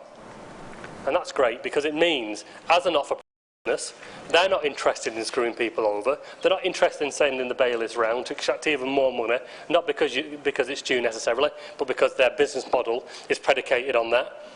It's about treating people fairly, and the benefit is, if people keep up their repayments, the dividend comes back because everybody pays a lower amount every week. And I think, I'm proud of the role that we played in that, but everybody in this council chamber should be too. It was a real team effort. Housing is a big issue that affects our town, and we know from a lot of the questions actually tonight, and Councillor Hibbert was very busy tonight, but this is because the issues in that portfolio really matter to the people that we represent. So, the private sector landlord licensing scheme is taking a long time to get there, and in that time people have been suffering. People have been living in damp, squalid accommodation at times. People have not had tenancy deposits returned. People have not had repairs carried out to their properties. And in the meantime, this artificial housing system where poor quality, low demand terrace stock is being picked up dirt cheap at auction by private landlords and funded by housing benefit payments by and large is not a model that this country should be proud of. It would be cheaper to build social housing with the same money. We would save money as a country, and of course people would live in better accommodation too. But, what can we do as Oldham Council? Well, the licensing scheme will mean that we will take to task the landlords that don't play by the rules and don't play the fair game. But in doing that, we also want to make sure that supported to make sure that the neighbourhoods that people live in are decent quality neighbourhoods where actually it's a good investment to buy a property in Oldham because it's a decent investment that won't deteriorate because demand is weak. And if we work together, we can have better housing, we can have better neighbourhoods with tenants who respect the properties and their neighbours, we can have decent landlords, and we will all benefit from doing that. So let's really work together and make sure that we all reap the reward in doing that. But being under no illusions, the public are on our side, and there are still some landlords that are trying to kick it back at this. You know, when we went out there, nearly 4,000 people responded to the consultation. The vast majority of those people thought that the landlord scheme was a good idea, and 85% of those people said the council should do more to help address the issues in private homes, you know, where private landlords existed. So we have the public on our side, and it's important we use that momentum to really make change happen. Linked again to housing is the work that we've done on fuel poverty. Because again, incomes have reduced, but actually some money that was going out the house was going out through the walls and the roofs. And we need to make sure that people's energy bills are affordable and that people live in decent accommodation. And that's why now for the third year we'll continue our warm home scheme. Because we know in the first 2 years 1,900 people in Oldham have benefited. That's new boilers, it's radiators, it's cavity wall and loft insulation, it's being able to switch from one energy provider to another, but it's also having that person there to give you that advice and support, and we have an absolutely outstanding team of people on warm homes across the councils, the CCG, who really believe in what we're doing. And you know, guess what? It saves money. People in warm homes don't present as often to their GPs and to A&E. So it's a good use of money, and it's the right thing for our community. And again, linked to that, the Be Green project with First Choice Homes, £11 million of investment in properties, and that will benefit nearly 2,500 people in Oldham. So, you know, we are doing our bit to help people when they come to us, and I think, again, we can be proud of our record, but reflect we've still got a long way to go to make it the town that we aspire to. Our ambition for aspirational homes is really important then. Now, aspirational homes conjures up images of 4-bedroom, 5-bedroom detached houses that cost a fortune that most people can't afford. I'm more simplistic than that. I think everybody who's willing to work hard, who contributes to the community, who is a decent neighbour, should have the access to an aspirational home. Now, that could be private, it could be public, it could be social, it could be a housing association, it could be shared ownership, but a decent quality home that people aspire to live in, and when they get it, they have the pride of ownership or tenancy, I think is really, really important, because I think that cuts across every neighbourhood. Look across the road to St Mary's. 90 houses on St Mary's, and they are absolutely standout. I drive down St Mary's Way and I look at those properties, and they're outstanding. The design quality, the energy efficiency and the running costs of those properties are really outstanding. You know, but it cuts across even more than that. So the Oldham Action Fund is also about then, well, that's the bricks and mortar, that's making a property safe, that's doing what you can do to help it be more affordable. But what are we doing to make neighbourhoods better places to live? Because it's not an option if you're an aspirational town like we are, to say, well, the cuts have come, so it's just tough, things have got to get worse. It's true to say the council has to do less, but it doesn't mean the compromise is the quality of neighbourhood that we live in. So the Oldham Action Fund, bringing together dormant trusts to create £1 million of funds that community groups and organisations can bid into, means that we have a vibrant community sector. The Green Dividend Fund that Councillor Brownbridge has been instrumental in bringing together means that people have access to funds to create community gardens, to create allotments, to create places where communities can come together. And we know that's more than just planting a tree. It's more than a bit of grass. It's more than a plant or a bench. It's about people and communities and a reason for people to get together and enjoy life. Because when it comes to the test about what life is for, it's got to be more than just getting by and making ends meet. And a decent place to live is important for that. So you can do all that. And you might say, hasn't Oldham Council done well? They've done all that to help people. But again, the challenges are wide-ranging and we need to move further. And education. Fundamental to young people doing well, fundamental to them getting a decent quality job that's well paid and secure, is good education. Because the marketplace is more complex, people will have a multitude of jobs during their working life, and competing with people on potentially a 10, 20, 30 mile or more radius. And it's important that our people can go out there and get those jobs on merit, in confidence, because they've got the wherewithal, the results, the qualifications that are needed. So let's be proud of the fact that we are expanding and renovating primary schools. Across the road at Grange, a brand new free-form entry primary school. The new autism spectrum school at Hollingwood is open and is a beautiful facility for a very niche part of the education system that Oldham needed for quite a long time. We can be proud, I believe, of the work we're doing to bring a new school to Saddleworth, because I walk around Saddleworth School and I can tell you what, the children of Saddleworth deserve better than what they've got today, and we know through the plans that we've got in place that they'll get. The lobbying we did for Royton and Crompton will mean that, in future, young people who go to that school that isn't fit for purpose, that isn't right for the next generation, will be replaced with a better quality school. And that fight really does continue. But you can do bricks and mortar, and you can make buildings look nice, and we could all drive past a new school and feel proud. But do you know what really matters? It's what goes on inside the door. The quality of education in this town, be clear, is not good enough. There have been some areas where we've improved. We can look at our sixth form college, we can look at the university centre, we can look at early years and primary, and we can look at parts of the secondary school sector and say, I think we're doing okay. But I'm sick, and every parent in Oldham must be sick, like every member of the council chamber must be sick, like every employer must be sick, of looking at the league tables every year and having to scan down to the bottom to see Oldham.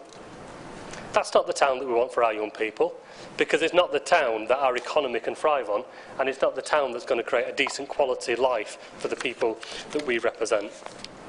But we haven't got all the answers, and I think the maturity to say that is actually a step in itself. It's inviting Estelle Morris to come into Oldham, to peel the lid and to say, what are we doing well, because some things have improved? Why are we lacking in some areas?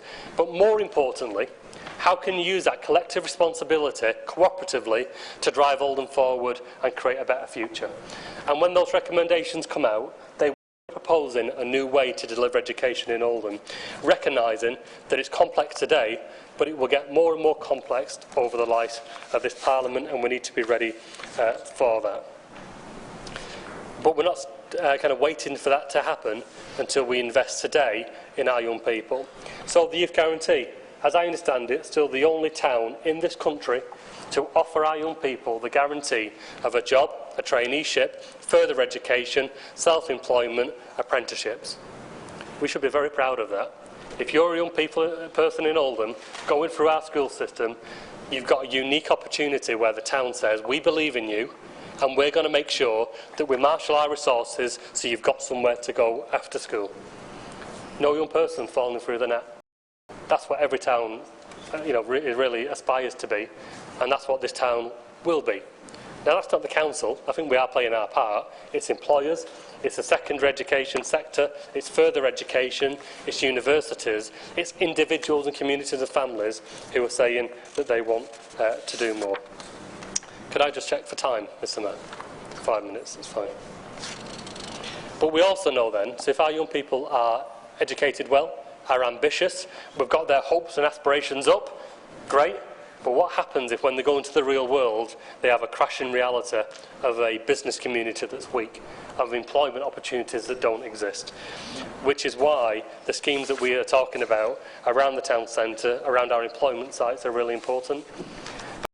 And think, well, there is a lot of focus on young people, but we also need to make sure that those who are in work today, who have been let down by the system in the past, aren't forgotten. So investing in lifelong learning and people continuing to want to do well, and just schemes like Warehouse to Wheels. Saying to people, if you've been working hard in a warehouse job, why not earn extra money, £7,000 a year on average more, by getting a HGV or LGV driving licence and being a driver? Our economy needs it. We've got a shortage of 20,000 drivers, but our town needs it, and it's better quality jobs as well. I'm very proud of that, because again, as I understand it, we're the only local authority in the land who's doing this. Maybe more people should come to Oldham and see what we're doing. But little things, and I'll skip these points by and large, but the Independence Quarter. We talk about the big projects, that gets a lot of attention, but actually look at the individuals that are saying, I live in Oldham, I've got some savings in the bank, or I'm willing to take out a loan, and I'm going to invest our future in Oldham Town Centre. And go down there, go down Yorkshire Street now. Now, it's clearly work in progress, but I'm really excited by the possibilities and the opportunities that really does exist. And Mr Mayor, I could go on. But our town is full of inspiring people, amazing people, you know, whether it's our Olympians, our professors in universities, whether it's our MasterChef winners. All these people just give you that buzz that say, do you know what, we live in a really fantastic place, and I'm proud to be an Oldhamer.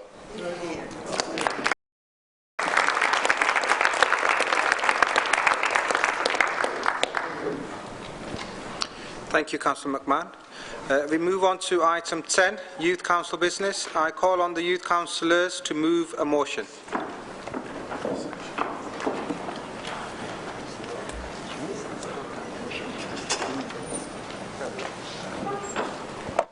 Thank you, Mr Mayor. TJ Turner, Chair of the Oldham Youth Council and Member of Youth Parliament for Oldham. Sadiqa Begum, Youth Councillor. Maroof Ahmed, Vice Chair of Youth Council and Member of Youth Parliament. Inhumane, discriminatory and ineffective, the mosquito device is an alarm that emits a sound that can only be heard by people under the age of 25. We believe that the mosquito device should not be used against young people and believe that its use in the Metropolitan Borough of Oldham should be prohibited. Mosquito alarms are strategically placed outside of buildings where antisocial gatherings are known to take place. The purpose of its presence is to disperse groups of young people and to prevent loitering around buildings. The frequencies of these devices range from 16 to 18.5 kilohertz that can switch on and off 4 times a second for up to 20 minutes. The sound the device emits is likened to that of scratching on a school blackboard, for those of you that can remember blackboards in this age of smartboard technology. It has come to our attention that the mosquito device in operation in the Shaw and Crompton ward. Its presence has been highlighted to the Youth Council directly from young people and has been an issue that has been raised on social media. The alarm itself was first installed on the Tesco Express building in Shaw, directly behind the building facing the Shaw Market. The device was then moved in February to behind the Naughty But Nice cafe, where it still targets the area of Shaw Market. We currently know that the alarm is still in use, operating in the evenings to deter young people from gathering in the vicinity, and as a response to antisocial behaviour incidents involving young people. We believe these devices are unjust as they specifically and indiscriminately target young people regardless of their behaviour. It therefore threatens the fundamental human rights of young people and in our alongside that of the Council of Europe. We believe the use of the device also breaches the UN Convention on the Rights of a Child, Article 37. The report of the Council of Europe also stated that inflicting acoustic pain on young people and treating them as if they were unwanted birds or pests is harmful and highly offensive. This report went on to express concern that its use could constitute a health hazard and lacked adequate medical research. The National Autism Society has also released press statements on the use of the device, stating that many young people with autism have very sensitive hearing and may become alarmed and anxious if a high-pitched tone or buzz is suddenly used within their vicinity. Yet, there are still more than 3,500 devices installed across the UK since its launch in January 2006. We believe the device can expose children and young people to extreme discomfort, particularly those who may not be able to express to others why they are in distress.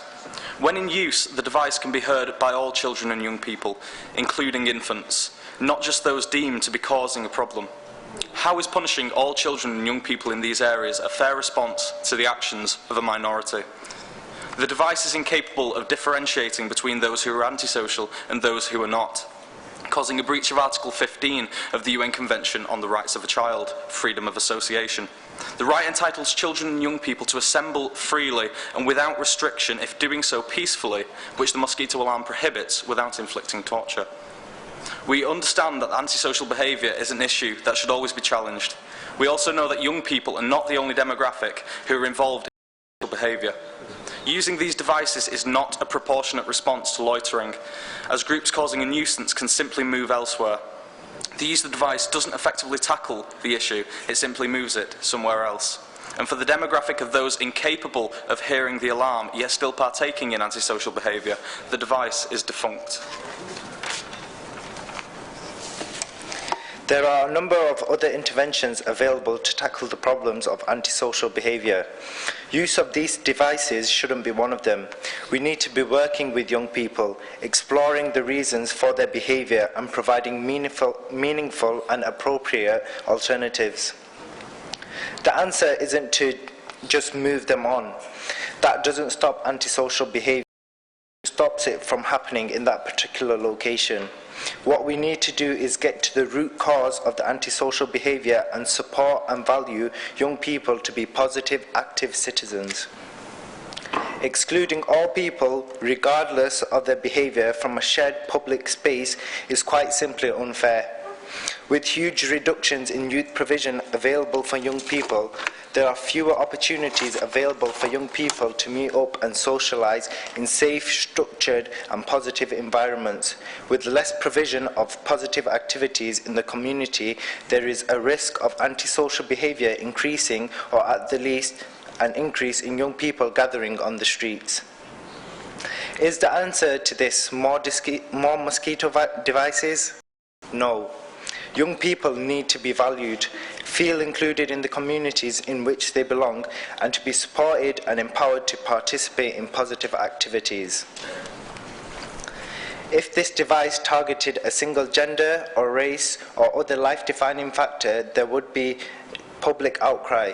But because it targets a specific young age group, it is acceptable. We, however, disagree.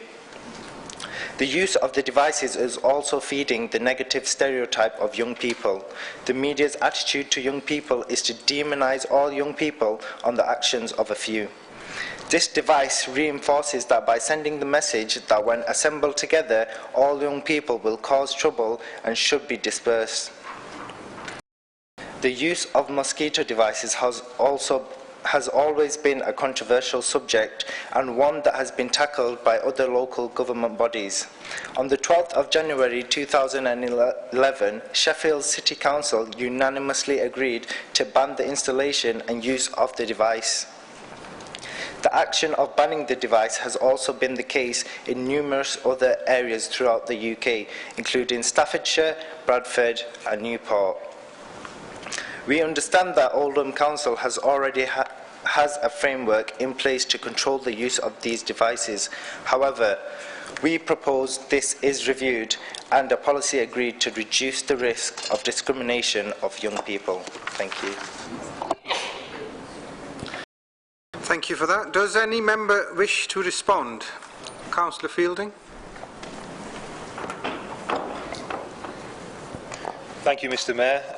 I suppose I can respond, as I'm probably the only councillor in this chamber whose hearing hasn't deteriorated to the point where you can no longer hear these devices. I've come across a number of these whilst canvassing and leafleting in my role as a member of a political party in the borough and in other areas, of course. And I must say that until I read this motion this evening, I'd simply considered them unpleasant, because the nature of canvassing or leafleting is that you're in and out of somebody's front garden who may have one of these devices, that you don't notice it and you think, oh well, I'm 25 now, in a few more months I won't be able to hear it anyway. But I suppose this motion highlights the discrimination that these devices represent towards young people, in the way that they indiscriminately blanket target everybody who is of a certain age, which is just simply not fair. And the implication that goes with that is that it's only young people that are capable of causing antisocial behaviour, which, having walked across Piccadilly Gardens at 2 AM last Friday morning, I can say is not the case. And so I invited you, John. And so I do support the sentiments of this motion, and I think it's important. The work that you do to change attitudes towards young people is almost as important as any action that we take on these devices, and you do a fantastic job in improving the image of young people in Oldham, and I know that you go out into other communities as well, and I hope that you'll continue, but I do support the sentiments of this motion, so thank you, Mr. Mayor. Thank you. Councillor McMahon. Thank you, Mr. Mayor. Can I thank the Youth Council for, what I think is yet another motion where it's made us pause and reflect on the issues that you've raised. You have a habit of doing that, which is by and large good. Well, not because at times it does mean that we are conflicted ourselves about the issues that you raise, because you bring a perspective that we haven't been presented with.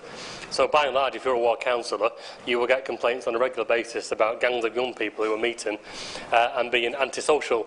Now, sometimes that's not legitimate. I have complaints about young people gathering in the park, and when I say, well, what are they doing in the park, saying, well, there's a big group of them, 15, so what are they doing? Well, they're kicking a football around. At what time? 7 o'clock when the park's open? Well, yeah, but it's a big group of them. And I go in there and there's the same number of dog walkers talking to each other. So there is a thing around kind of tolerance and acceptance that young people have a right to socialise, to use our public spaces. But with that comes a responsibility. I'm not sure it's quite right to say just because older people, and actually the biggest issue of antisocial behaviour that I see are usually men in their early 20s who have too much to drink and decide they're going to do a demolition derby on the way home from the pub. By and large, they're the complaints that I get when wing mirrors get kicked off cars and all the other stuff. But it is an issue about young people, about conduct, about the sheer volume of numbers of children that can gather at times. And I think social media has brought a different perspective on it. I know in my own ward, very, very quickly you can have a group of 60 to 80 young people gathering because they've been sharing it on Facebook, on Twitter and all the other stuff.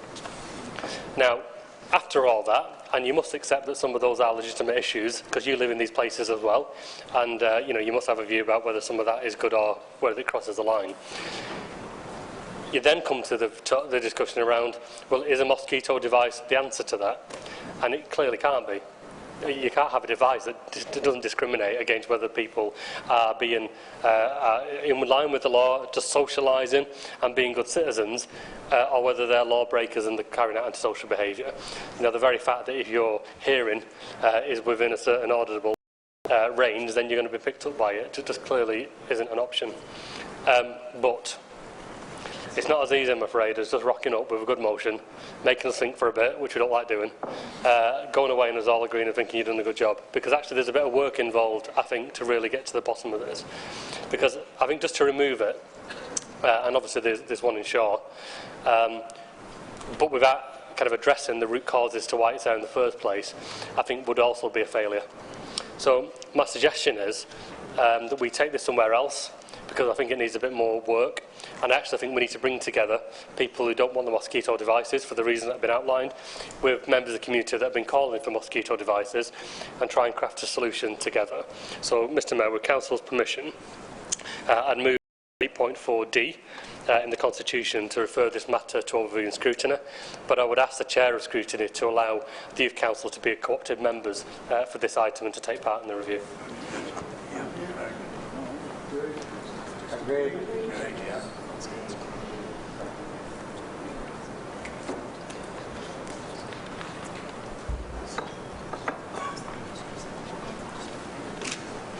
Councillor Williamson. Thank you, Mr Mayor. Thank you once again to the Youth Council. I wasn't going to stand up to speak, but you've made me speak now, because it's really good that you've come to challenge us yet again, and in particular, I'm probably one of the councillors that you want to actually challenge, so I'm quite happy for that review. I would just say, though, that there's a lot more to it. I understand the mosquito, I can actually hear it, and I'm probably twice his age, so yeah. But, and I do understand where you're coming from. I've been around a number of you for many years now, so I do understand that this is not just something that you're picking off the wall, and we on this side understand that as well. So there is a lot more to why we wanted it put there, and I'm quite willing to come and speak to you, as well as my other Shaw and Crompton colleagues, to explain some of the stuff around the market and some of the perimeter stalls that we wanted taken down that haven't been, and the stalls that are still there that sometimes cause antisocial behaviour. So thank you very much for that. Thank you. Does the Council agree the proposal made by Councillor McMahon? Agree. Thank you very much. Thank you. Item 11, Leader and Cabinet Question Time. The next section is Leader and Cabinet Member Question Time. The Leader of the main opposition will ask his questions. Councillor Sykes. If he has any, Mr Mayor. Oh yeah, I wouldn't want to let you down. Okay, thank you, Mr Mayor. First question tonight, shouldn't be surprised really, is about Ofsted and Children's Services report. It concerns the recent report by Ofsted about the performance of our Children's Services Department and the Safeguarding Board. In 2012, when Ofsted last published a report on these services, they were judged to be good. And in August 2015 report, they were deemed to be requiring improvement, a significantly worsened position. Mercifully, in the report, Ofsted affirms positively that the 4 children's homes operated by the local authority were judged to be good or outstanding in their most recent inspection, and that there were no widespread or serious failures that create or leave children being harmed or at risk of harm. I'm sure this news will at least be a relief to all members in the Chamber, given the recent tragedies involving vulnerable children and young people elsewhere, tragedies I have previously raised in questions to the Leader. But the report also states damningly the authority is not yet delivering good protection and help for children, young people and families, and that it is not yet delivering good care for looked after children and young people. Ofsted states that leadership, management and governance require improvement and that the characteristics of good leadership are not in place. These are all very carefully chosen words with a very clear meaning. I'm sure, like me, the Leader will share the expectation of Ofsted that all children and young people in Oldham receive a level of help, care and protection that will ensure their safety and help prepare them for adult life. Certainly, that was an expectation that we always worked to meet during my administration, and this is why the Leader was enabled to inherit a good rating in the last report. So can he therefore tell me what plan will be put in place to ensure that our children's services will be improved and our leadership, management and government structures made fit for purpose so that we avoid another such damning verdict at some future Ofsted inspection? Thank you, Mr Mayor. I call on the Leader to respond. Thank you, Mr Mayor. Can I thank Councillor Sykes for his first question, which I think is an important question, and I appreciate the tone that it was framed in, because these are sensitive issues and it's a sensitive service for a lot of our population. But you are right to flag up that the Ofsted report wasn't what we wanted. I can't say it wasn't what we expected, because I think we are close enough to the service to recognise that there are areas where we need to improve as a council. It would be easy for me to stand up and say that the reason why services are declining is because the council's budget has been cut in half, and we are just about being able to keep our head above water in some areas. I think that would be true, and I think there are reasons why, for instance, the retention of staff, because wages have been frozen, increments have been frozen, terms and conditions have been affected. The progression that staff can take has been affected, our ability to retain qualified staff in what is a very high-pressure job, and the number of people that we can afford has been affected, there's no doubt about it. So, for instance, we can only afford a number and level of staffing contingent. That means the staff who are left have to do even more, and their casework loads are significant, they are complicated, they're stressful. People are more aware about child abuse, about child sexual exploitation, and that's a good thing, but referrals are up by a third. So we have less staff, but we have an increased caseload because of that. But more importantly, there is a national crisis in social care. So in December, there was 5,000 vacancies in this country for qualified social workers. It's an issue beyond Oldham. There are young people coming through the system who are newly qualified, and we have attracted those people, but they need time to develop, and there is an issue about how much casework they can. It would just be an impossibility. Now the question is, so what gives? And I think we're going to have a more detailed conversation about that, because we are now in the world of making some very, very difficult decisions. you might have expected me to stand up and criticise Ofsted. There are plenty of council leaders who would stand up and talk about what a shower Ofsted can be. I've got to be honest and say the issues that they raise, I think, are fair. I've got to say I'm disappointed on a personal level that as chair of the Safeguarding Accountability Board, where I'm effectively charged in a legal sense with holding the council to account, Ofsted didn't take the time to interview me. So I do think in terms of how full the review was, I could have maybe given them an insight in place now to rebuild that and get it back to where it should be. Councillor Sykes, would you like to ask your second question? Thank you. Thank the leader for his answer, and I'd also point out they never interviewed me also as a member of the Safeguarding Board, which seems a little remiss really, but I hadn't realised they hadn't interviewed you, which seems a bit of a gap to me, but I think it's fair, and I think do that. The second question, I suppose, let's go to the other end of the spectrum, concerns another group of vulnerable people, listening to that melted out to our elders, and here I'm referring to neglect and financial and emotional abuse, not just physical. The UK charity Action on Elder Abuse estimates that just under 9% of older people living in our communities are subject to elder abuse.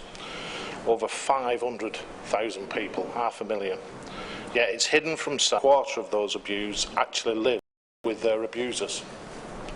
So my second question tonight, I appreciate the financial constraints we're in, is to ask the leader, what can we do, or what are we doing, to address this hidden issue, big issue of elder abuse that clearly exists in our borough?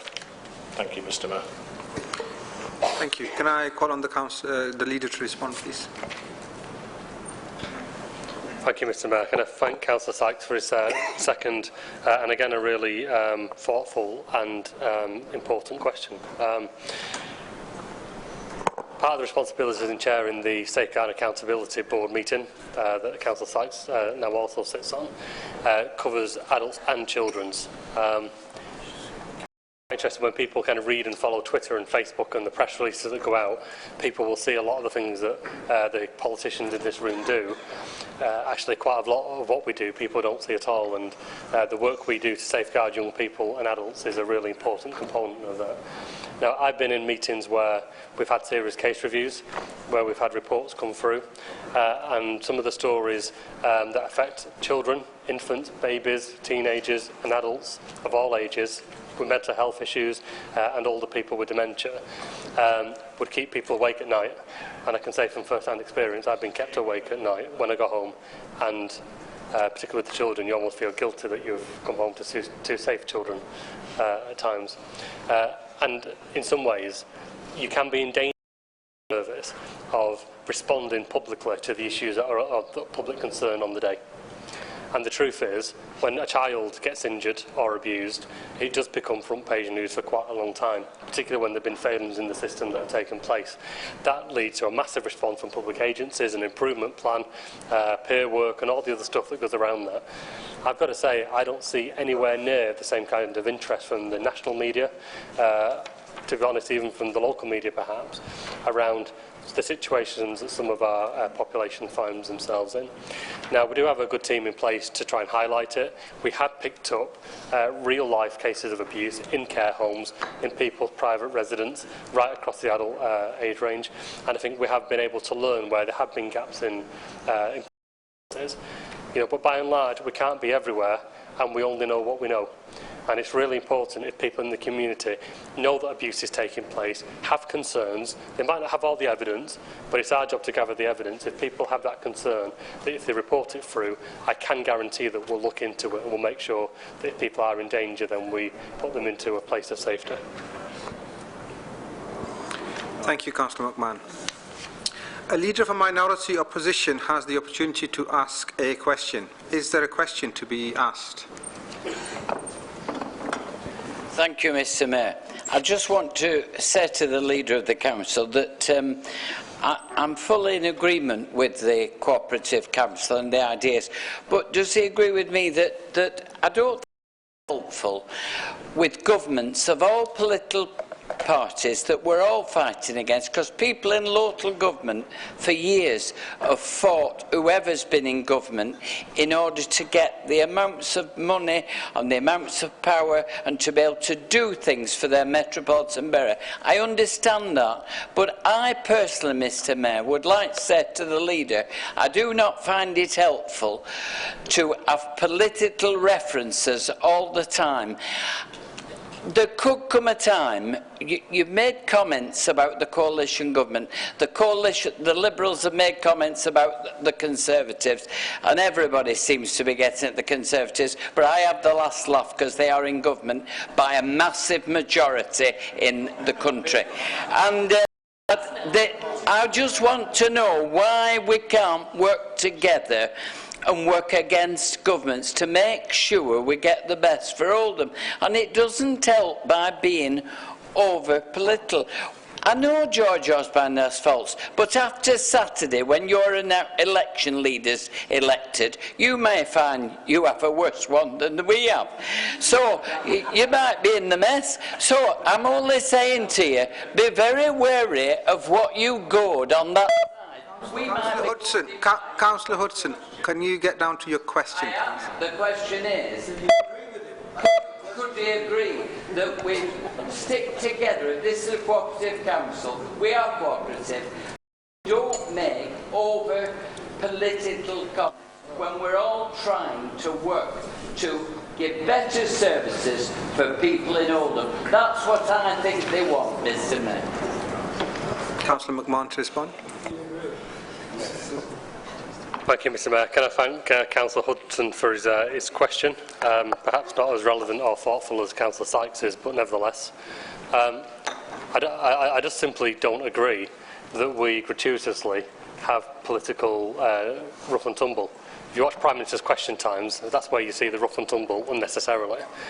What I think we do here is to debate the issues that affect people in Oldham, and there are decisions that government takes that affect people in Oldham. Now, the truth is, the changes on housing, the changes on the economy, the changes on welfare, the cuts to public services at local government, in the police service, in Department for Work and Pensions and Job Centre Plus and the local authorities, are political decisions that have been decided and enacted by your government. Now, wouldn't be changed by yours. Now, listen, if we want a cooperative Oldham, then the very first thing that you've got to do is to put party politics aside in the pursuit of what's right for Oldham.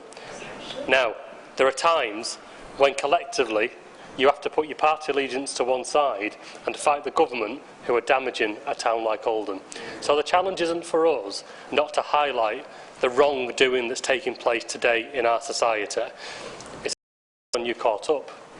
Because there's no way the cuts can continue and we can provide the services that are required. There's no way that changes to welfare and housing can continue, and any of us can say... No way without you create the welfare... Councillor Hudson, can you please give the leader the opportunity to respond?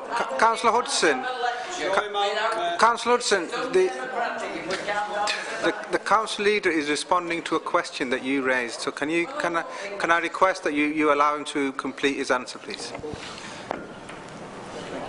Mr Mayor, perhaps it makes you more inclined to support your government when your government put councillors in the Lords. I can say that's not anything that's within the grasp of any Labour councillors here, given the dissolution list, but no, you just keep in there, John, and at some point your loyalty will be rewarded, no doubt. But I can tell you this, John, I wouldn't want to sit with some of them folk in there. You see the problem, Mr Mayor, is I respect John's political view and I respect John's membership of a political party, but I also think I've got a responsibility, as everybody in this chamber has, to represent the people of Oldham, and at times that means standing up to the government and highlighting what they're doing, and if I didn't do that I wouldn't be doing my job. Thank you, Councillor McMahon. May I remind members that full council agreed that following the leader's allocated questions will be taken in an order which reflects the political balance of the council. I have advance notice of questions. I call on Councillor Fielding to ask a question. Thank you, Mr Mayor. Will the appropriate Cabinet member advise if the Chancellor's announcement of the misleadingly named national living wage in the July budget will have any effect on the salaries of staff in Oldham Council? Can I call on Councillor Jabbar to respond? But before you do that, Councillor Jabbar, can I remind the members to show respect to people who are speaking, and can you refrain from heckling, please? Thank you. Thank you very much, Mr. Mayor. Living wage has been mentioned a few times tonight. The leader covered it extensively in his annual report. Thanks to Councillor Fielding for the question. It's an important area. So the short answer is no. And the reason why it won't have any impact on the salaries of Oldham staff is because we've already introduced the living wage going back in April to 2012. So that's the issue. And what the Chancellor is referring to when he refers to a national minimum wage is this currently is £6.50 per hour, and it is set to increase to £6.70 per hour from 1st of October this year, and then it rises to £7.20 from April next year. Now then, by comparison, Mr. Mayor, the National Living Wage Council, the Living Wage Foundation, is recommending the current living wage should be £7.85 per hour for families living outside the London area. So there is a substantial difference between what the foundation thinks is an hourly rate for the minimum national wage to what the Chancellor is saying. And incidentally, on this point, John, that the Chancellor's national minimum wage don't cover people under 25, whereas the councils, the scheme that we have, cover all employees. That is a very substantial difference, especially when you look at what your government is doing to young people in terms of the EMA, the tuition fees, the youth rate, and also what they're trying to do with housing benefit in the proposed bill.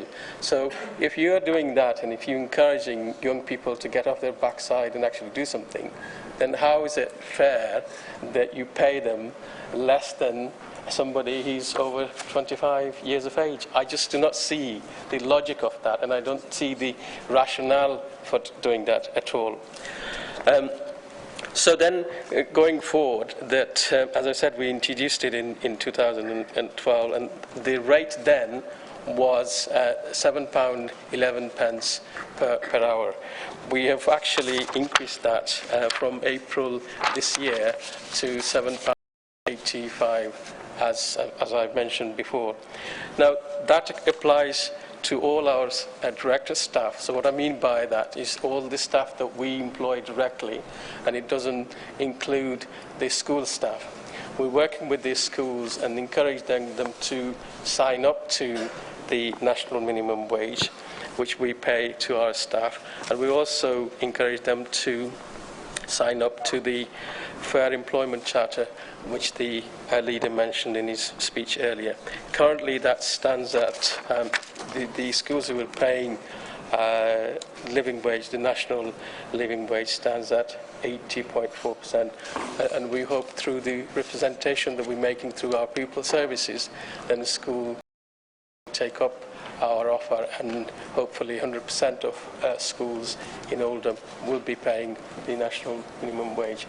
But come back to your point, it is, I think in my view, it is misleading because we're paying a much higher rate now, but also our scheme actually includes all age group. It doesn't distinguish between under 25 and over 25. Thank you, Mr. Mayor. Thank you, Councillor Jabbar. I call on Councillor Judge to ask a question. Thank you, Mr. Mayor. We're only months away from the government's, and I'm praising the government here, the government's compulsory microchipping of dogs, April 2016 to be exact. I am praising the government because it's been pushed around for years in the in England anyway. The Northern Ireland have been doing it for years, and they've got a lot of success. So can the relevant Cabinet member please tell us what Oldham Council are doing to help the process go through as smoothly as possible? Can they also tell us what flexibility there is in the legislation to help Oldham tackle the problems of things like dangerous dogs that attack children and other pets, marauding dogs that attack livestock, abandoned dogs, dog mess and stolen and lost dogs? Thank you, Mr. Mayor. Thank you, Councillor Judge. Can I call on Councillor Brownridge to respond, please? Thank you, Mr. Mayor. Council's working with the colleagues in Greater Manchester to raise awareness of the changes to microchipping, and we've already purchased a stock of microchips which we'll be using to help dogs, and that will be promoted nearer the time. The main change in the legislation is that we can issue a 14-day notice for non-compliance with the law when we become informed that a dog hasn't been microchipped. But we're still waiting for clarification as to what the actual enforcement of that will be, which we think will either be a fixed penalty notice via the courts. I think we'd want to say that the majority of dog owners are responsible, and we don't have that, well, very, very few cases of dogs actually to animals or children, and obviously we'll continue to work with the police where they're dangerous dogs, and our own animal warden service will investigate incidents where there haven't been injuries or where livestock are attacked, and we prosecute. If I had an answer to dog mess, I'd be a very rich woman.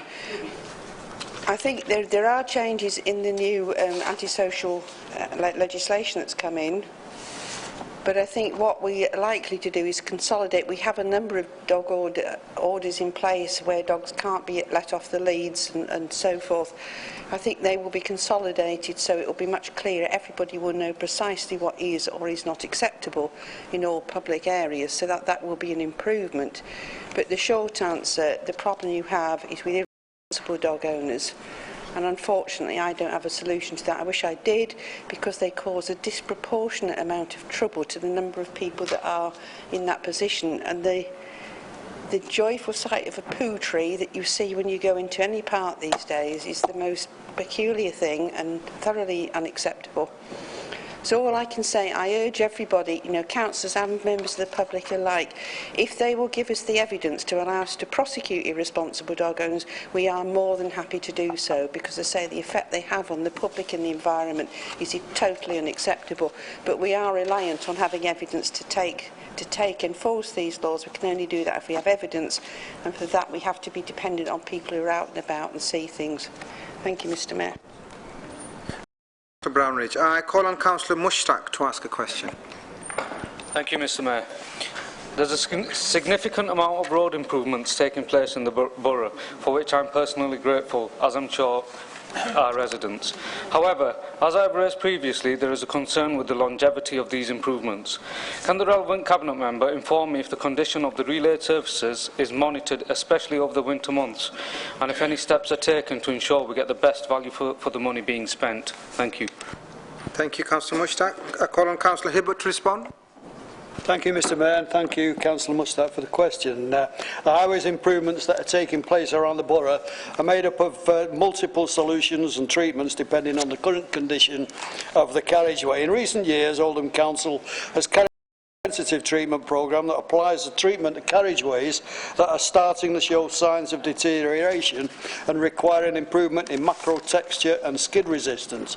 The treatment used is a Rollimac microasphalt, which is a dual-layered thin surface system designed to extend the residual life of the carriageway by up to 12 years. The treatment is not without its flaws, and we will endeavour to ensure that the best quality finish is applied throughout the borough. Thank you, Mr. Mayor. Thank you, Councillor Hibbert. And Councillor Mushtaq would like to have that all in an email, please, as well as you can. I call on Councillor Harkness to ask the next question, please. Thank you, Mr. Mayor. I welcome the establishment of a new project to offer employment opportunities for young people with special educational needs and/or disabilities. Regrettably, job seekers with learning disabilities are often discriminated against by employers, and consequently they encounter significant difficulties in finding work. Can the Cabinet Member please provide me with an update on the progress that has so far been made on this project, particularly on the state of our new arrangements with our partners, Newbridge School, Remploy, Oldham Care and Support, Oldham College and Pure Innovation? And can he also tell me what is being done to support older job seekers with learning difficulties through the Get Oldham Working Programme? Thank you, Mr Mayor. Thank you, Councillor Harkness. I call on Councillor Akhtar to respond. Thank you, Mr Mayor. Thank you for the question, Councillor Harkness. Like you've said, we have several partnership arrangements set up to offer opportunities for young people with special educational needs and or disabilities. Pure Innovation and Oldham College have set up a supported internship programme. This is an employment-based course which gives students with learning difficulties, disabilities and or difficulties the opportunity to develop employability skills in a real workplace surrounded by other working people. The expected outcome of the programme is that employment is secured after the academic year. The programme commences with 10 interns on the 14th of September and with 9 young people placed within different council departments and 1 within the Pennine Care. Each individual will experience a different placement each term so that they can explore roles and develop relevant skills. Pure Innovation works with the young people to offer the employment in work and progression support. The college delivers a preparing for employment qualification alongside the work placements together with English and maths, which are mandatory for all students who are undertaking a learning programme through a college. Newbridge Horizons are exploring a partnership with Manchester College to deliver an additional supported internship programme locally where they will place 10 students on 10-week work placements over 3 rotations with a view to securing a job on completion. To date, Newbridge have potentially identified 6 young people for the Get Oldham Working Programme. The Remploy have agreed to offer employability support towards the end of the work placements as they have existing employer relationships with companies. Oldham Care and Support, we are continuing to work with the Oldham Care and Support. Their support available for all older job seekers with learning disabilities through the Get Oldham Working Programme. Get Oldham Working is a direct referral agency to Remploy's Work Choice Programme. This means that any resident with a disability or learning difficulty can be directly referred to Work Choice by the Get Oldham Working team without any need for their Job Centre Plus advisor making that referral. And there is an event on the 29th of September again to discuss and agree the GM vision for employment for young people with additional needs and actions going forward for a GM strategy on employment and preparation for employment for disabled young people. Thank you. Thank you, Councillor Akhtar. That's all we've got for on this section.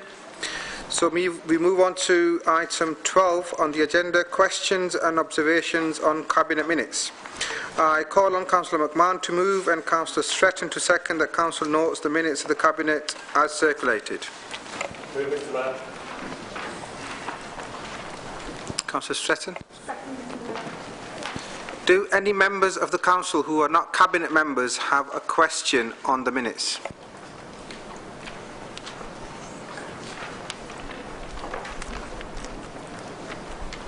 Do any members of the Council who are not Cabinet members have observations on the minutes? Councillor McCann. Mr Mayor.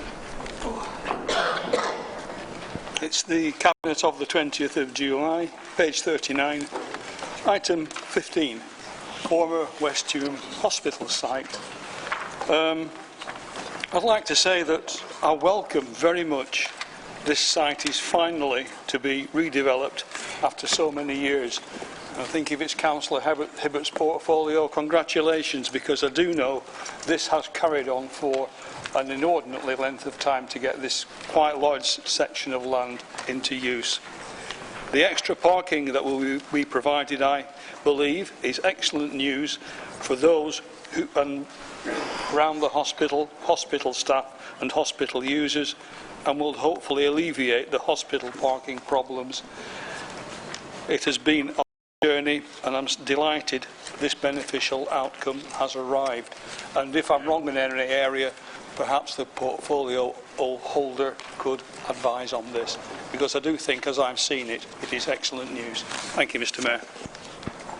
Thank you, Councillor McCann, and I'm sure your congratulations are extended to any other cabinet members, not just Councillor Hibbert. I know you have a special relationship. Councillor Hibbert, are you going to respond to this? Or? Simply say thank you very much and extend his Councillor McCann's comments to all cabinet members who have been involved in this, and I have to admit that I've had very little involvement. Thank you, Councillor Hibbert.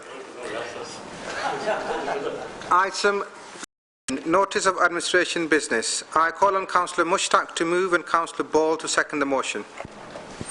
Thank you, Mr. Mayor.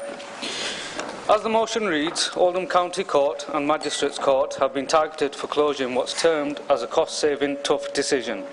The reasons given nationally include buildings not being fit for purpose, lacking the technological facilities associated with modern-day buildings, combined with courts being underused. There's no mention of the impact court closures will have on residents, businesses, and the immeasurable impact they will have on the overall confidence in the justice system as a whole.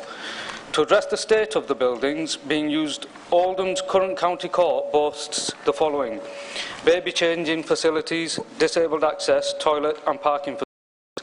Guide dogs are welcome at the court, 8 interview rooms and 1 multi-faith prayer room, hearing enhancement facilities, pay and display public parking adjacent to the court in the Civic Centre car park, refreshments available, and in addition the court is happy to make reasonable adjustments for disabled users given prior notice.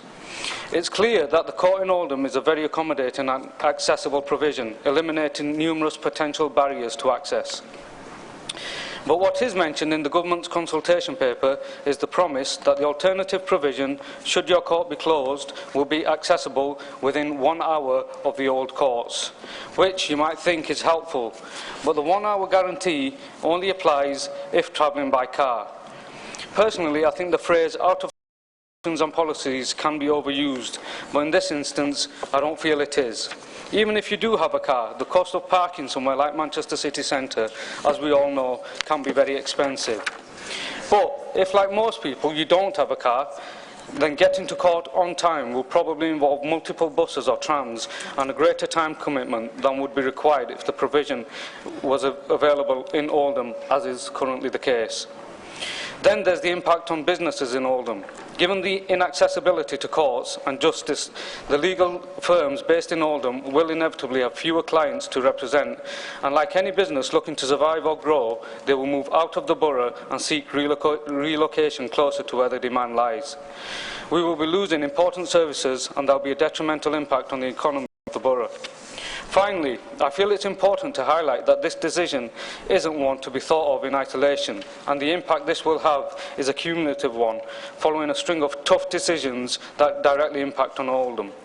We have lost 100 frontline police in Oldham, with more guaranteed losses in Greater Manchester after the upcoming spending review in November, making the presence of a local magistrate court all the more important. Crime reporting is down, but this is translated as a drop in crime. But why is reporting down? From the spate of burglaries last winter, it's clear that people are losing confidence in the police, and the police are also clear that they are more restricted in what they can do because of cuts, a situation which will get worse. Can I remind people at this stage that magistrates' courts are set up to deal with minor criminal offences in a speedy manner? Of all cases going to the magistrates, 95% will end at the magistrates, with only the most serious going to the Crown Court. It's a false economy to suggest closing magistrates is a financially sound decision. More importantly, we'll be denying access to justice for those that need us most. Benefit cuts will lead to more residents struggling with their finances. Adult skills budgets have been cut again, restricting people's chances of upskilling or training for employment. Bedroom tax continues to create difficulties for residents. Replacement of disability benefits with the means-tested independent living allowance, and we all know what the impact these cuts are having and how the government is dealing with it, namely by creating individuals in their own literature who talk about the benefits of these decisions. The point is not... The point... Extension. Thank you. The point is, it's not enough to strip the more disadvantaged of their rights and dignity. Now they're being stripped of their access to justice, a fundamental pillar of our society. And I believe we do have 2 senior magistrates present today, such as the importance of this matter, and it's attracting significant media interest as well. I urge everyone to support this motion wholeheartedly and with extreme prejudice. Thank you very much. Thank you, Councillor Mushtaq. Councillor Ball. Thank you, Mr Mayor. Both the magistrates and county courts provide services used by many unfortunate residents of our borough who have hit on hard times. Closure will mean an additional stress to people already under stress. Many people will say, what does it matter that people who are charged with crimes have to travel further? But it does matter. They will have family and friends supporting them. And then there are the victims. They will need family and friends to support them, all of whom will have much further to travel. If you look at the services provided at the county court, these are services that are used by people and families who are under stress. One of the reasons given for these services to be cut and moved is that they are used by a reduced number of people. Will this be the case in the future? So what services do these courts provide, and will people needing these services increase or decrease over the next few years? We are already aware that not all crimes can be reported or go for conviction, so will this continue? Most people do not want to get into debt. When they plan their lives, being evicted or having their home repossessed and not being able to pay their bills was not on their to-do list. They never planned not to have enough money to feed their children, heat their homes or hide from the bailiffs. So will there be more repossessions or evictions in the future? And the answer is more. The National Housing Federation has calculated that a couple with 3 children will not be able to afford the average housing association rent on a 3-bedroom property in any region in the country, not just in Oldham. Freezing the local housing allowance used to work out housing benefits for tenants when private rents are rising will lead to more evictions and homelessness. Another service provided at the county court is debt recovery. Will that reduce or increase in the future? The answer is increase, and because of welfare reform changes. These changes will affect those of our residents that are in and out of work, making it harder for them to pay bills. Some of the changes are that there is a range of large cuts to tax credits which will reduce the income of people who need these credits to top up their earnings. There will be large cuts in universal credit work allowances for people who move into work. Families affected by benefit caps will have their income reduced to below the amount needed to pay for their food and warmth. So what service will be left available for people in the future who hit on hard times? They will be greatly reduced. There are now only 2 law centres left in Greater Manchester when there were 8. There will be a reduced number of victim care officers.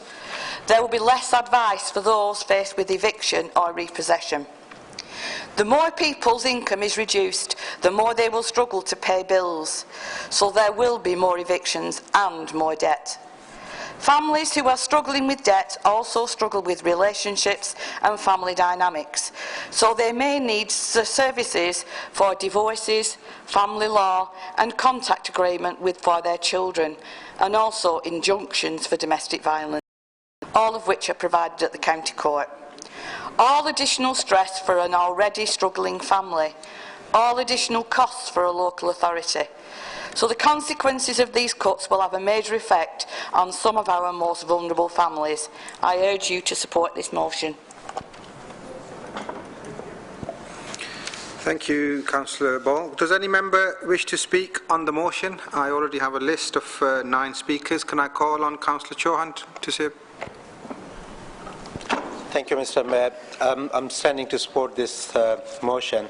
But I would like members to look at the wider picture. A few years ago, when we started with health reforms, healthcare professionals came around and they said it will lead to postcode lottery. People thought they were joking. Subsequently, what happened? Macmillan nurses say that 12,000 people, 6,000 to 12,000 people needlessly die within 12 months of diagnosis of cancer. We know there are different funding arrangements depending upon your postcode lottery, and there is always something common. If you live in postcode like OL, seems like you don't get anything. If you live in postcode like OX28, I'm sure many people know what that means. That's David Cameron's constituency. You get everything. It applies to everywhere. It seems like we have the same problem again now with magistrates closure. What's going to happen? Why Oldham again? Issue about refugees, asylum seeker, amazing. Again, OL postcode, thousands of them. OX28, nil since 2008. And I think as a member of this chamber, councillors in Oldham, I think we need to get together and we need to stand up. We need to say, no, that's unfair. I think that's the main basic reason why we all signed up to that, to stand against fairness, whether you're on that side or this side. And if that's the reason why we are in politics, I think that's the time when we should stand up and say, that's unfair, we should put a stop to it. Thank you very much.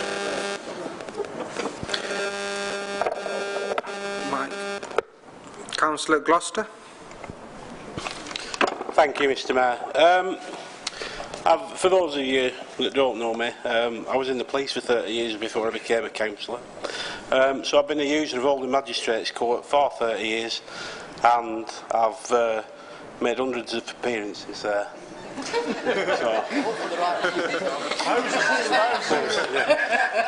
To make any more, but there we go.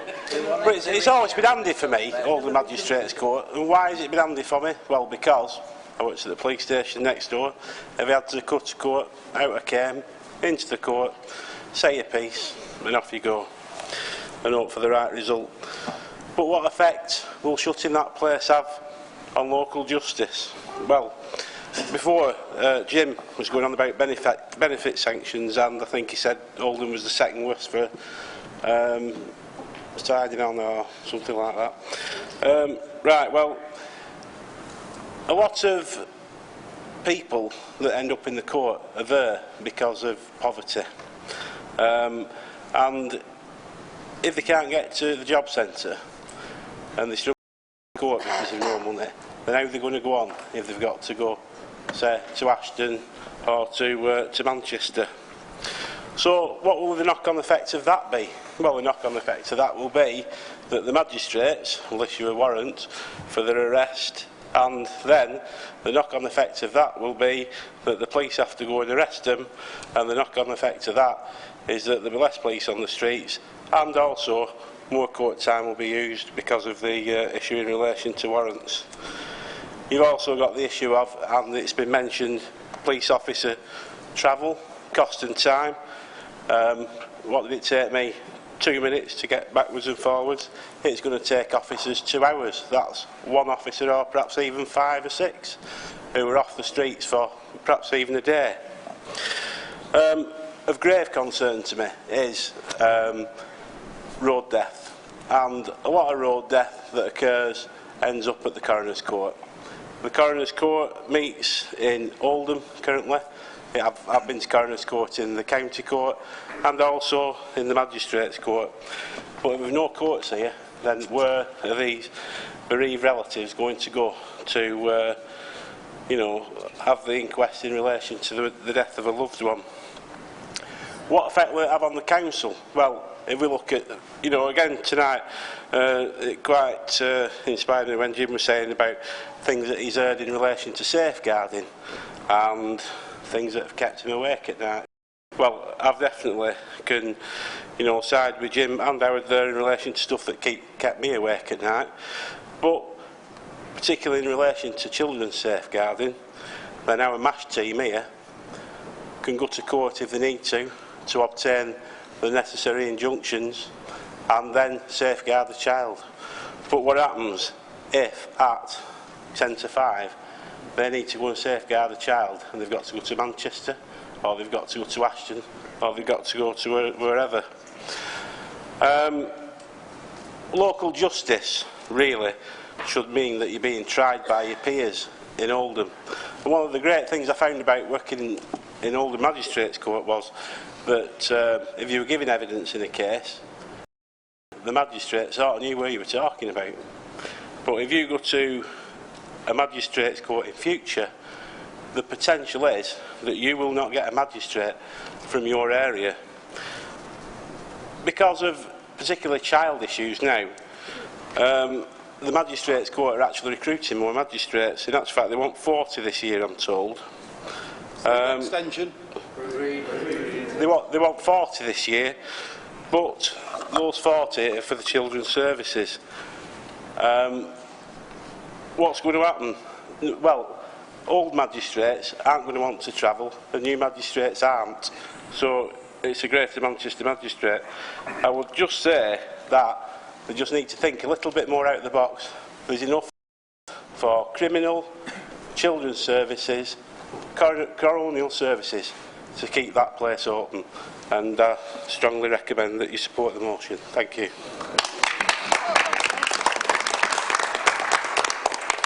Thank you, Councillor Gloucester. Councillor Bashforth. Chris. Yeah, thank you, Mr. Mayor. A lot of the things Chris said I absolutely agree with, and no surprise I support this motion with extreme prejudice. I think a lot of people, when we get criticism in papers and things, they complain about how many takeaways there are in Oldham. Well, I think the government's the biggest takeaway in Oldham. They took away our police, they take away our education things, they take our youth service away, they're taking away to health services. They're taking now away our access to law and justice, and it's just diabolically wrong on all respects. And I do apologise. I don't apologise for being political about this. This government doesn't give a damn about us up north. I won't be surprised if they want to move the Hadrian's Wall across the Midlands, and because they just don't care. We've heard tonight about how they're taking away. They've paused the trains. That isn't paused. They've stopped it. I mean, that's another debate. I'd rather see the existing stock done, but we're not discussing that now. But the point is that they're taking things away. They're making life for us up here extremely difficult on everywhere we turn. And we've got to make a stand, and we have to be extremely prejudiced in our opposition to this. Thank you, Mr. Mayor. Thank you. Councillor Turner. Thank you, Mr. Mayor. First of all, the Liberal Democrat group are pleased to support this motion. I'll keep this short. I think most of the things I was going to say have already been said. I really do feel it will be detrimental to the interest of justice to close down the courts in Oldham, particularly from a practical point of view for the people involved. Not only will those involved have to travel further and at greater personal expense, but the lack of local court services could potentially result in witnesses, jurors and the accused using public transport to attend court. And as has already been mentioned, police will need to spend more of their valuable time transporting defendants to courts outside Oldham, time that could be used spent fighting crime. I think it's sad to see the closure of institutions which in many cases have been at the heart of smaller communities for centuries. And a bigger concern, of course, is that alternative courts will be taking on more business. You know, they may struggle to do this. And perhaps a more sensible approach would be to look for alternative, cheaper ways to house the courts function. Thank you, Mr. Mayor. Thank you, Councillor Turner. Councillor Rigglesworth. Thank you, Mr. Mayor. I actually want to talk about one aspect of the report in particular.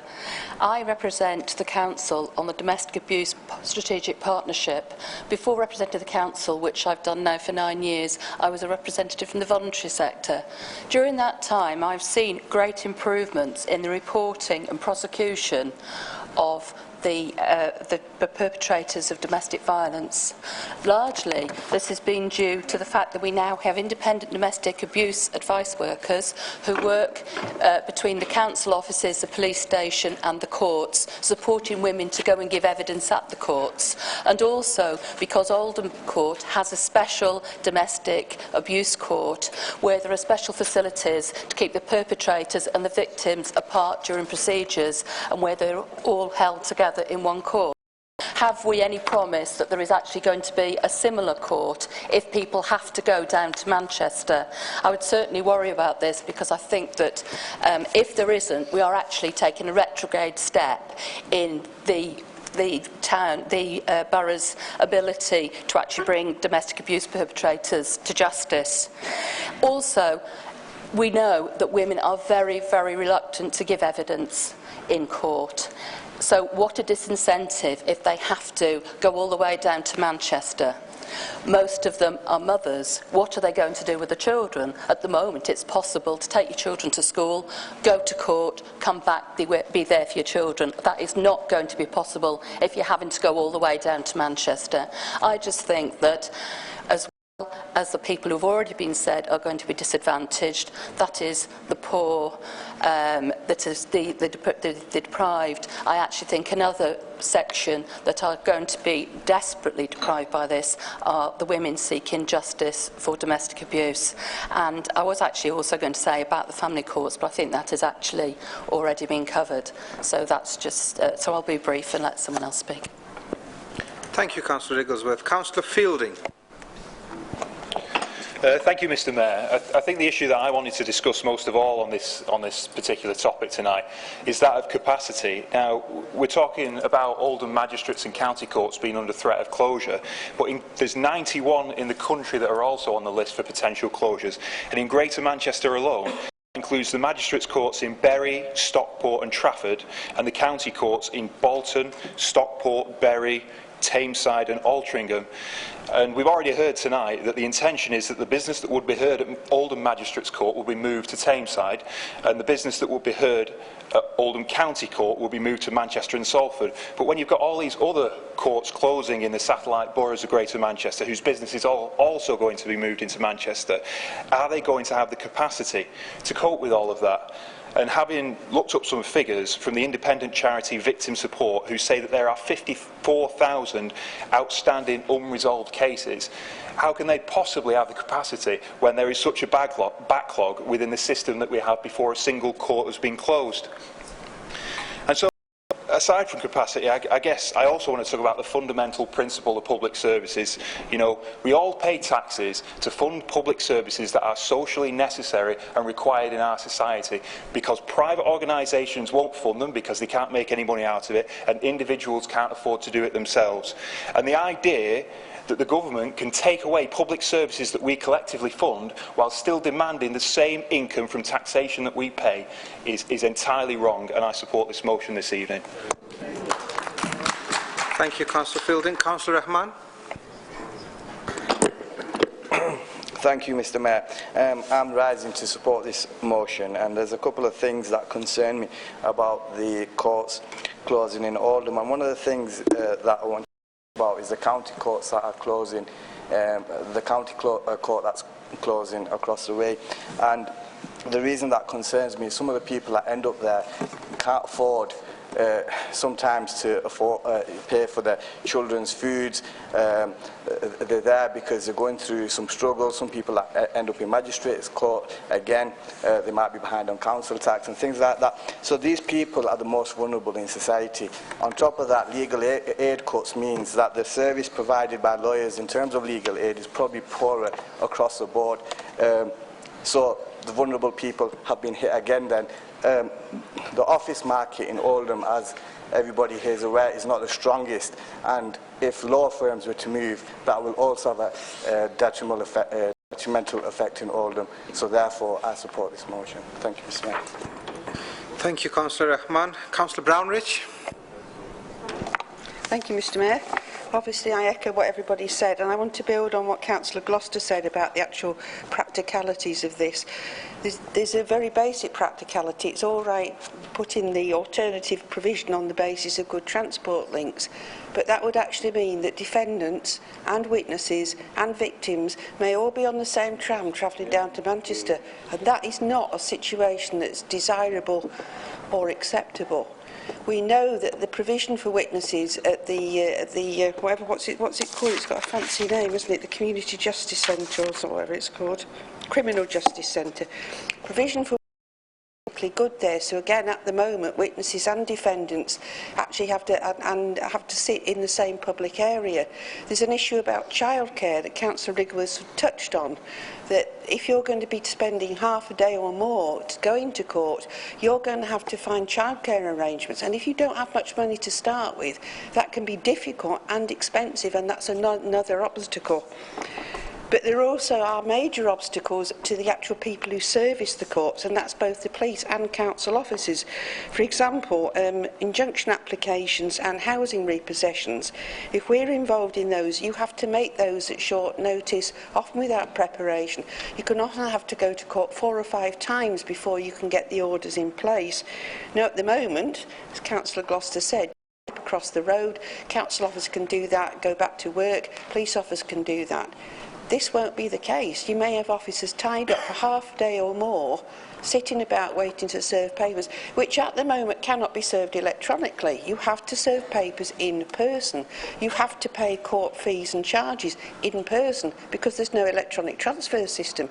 So again, people are going to be tied up actually having to sit in court to make these, which at the moment they can pop across, do it and come back to work. They will lose half a day or possibly a day, and that has a major implication on council staff and even worse on police. When people don't turn up and they have to go and arrest a witness, again they're going to be tied up for hours. That again reduces the policing on the street, which is already under threat. So there are real practical problems. You have to often secure hearings at very short notice in community protection cases. Again, there's an issue about capacity at the courts already for those sort of cases. They often have to be transferred to other buildings. If you're then putting all the business there, that's an even greater pressure on those at a time when people are under stress and don't need to be shunted about all over the place. Our community safety team and our DV advisors work regularly in both the courts at the moment. Again, they can nip across and do their paperwork without having to give up whole days, so we're losing all that staff time. And again, obviously, we talked about the police. And I think there's a wider issue, really, about the impact on the town centre as a whole if that building and all the work associated with it closes.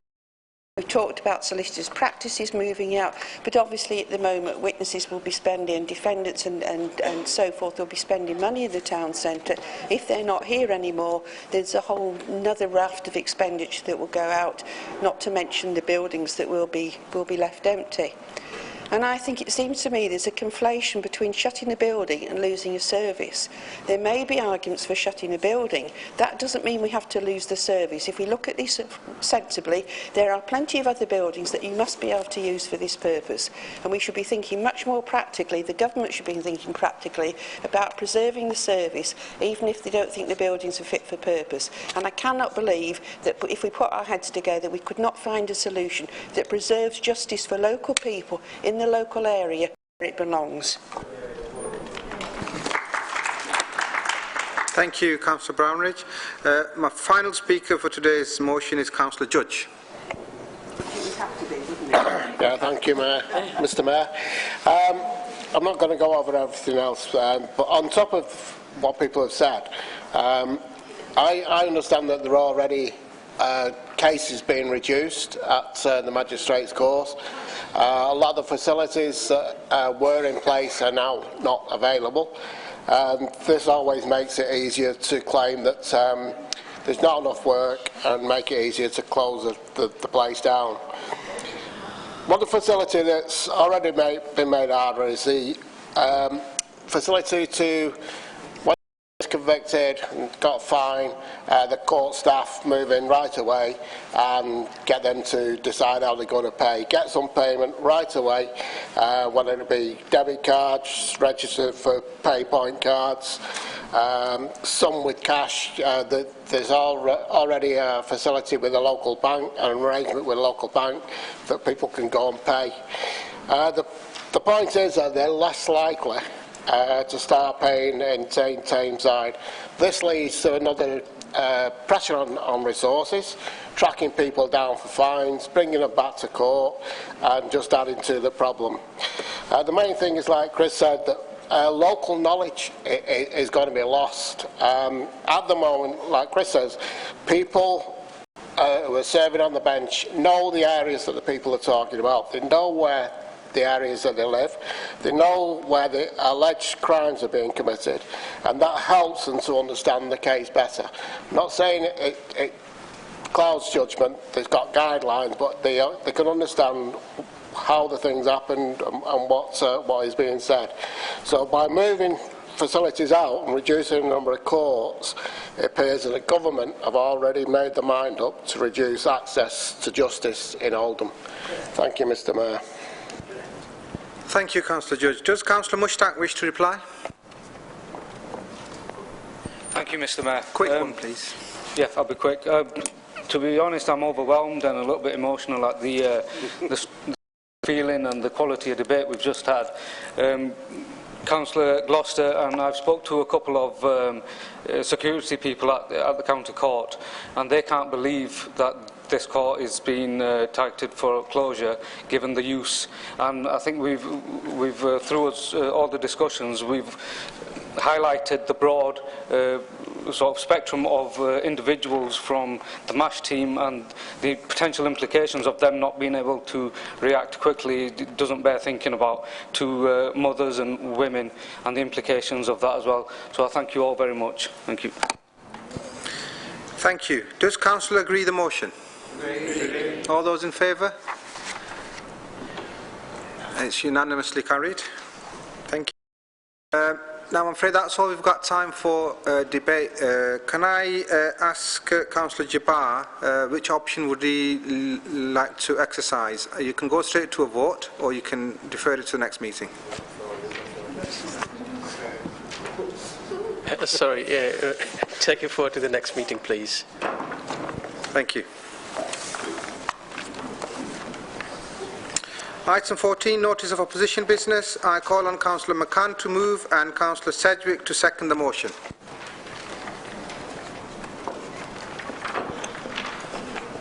Thank you, Mr. Mayor. This motion really is trying to build and make sure that Oldham stays at the cutting edge, because I think I'll take two mentions from Jim's speech to start off with. One was to invest in the foundations and give people support and a hand up.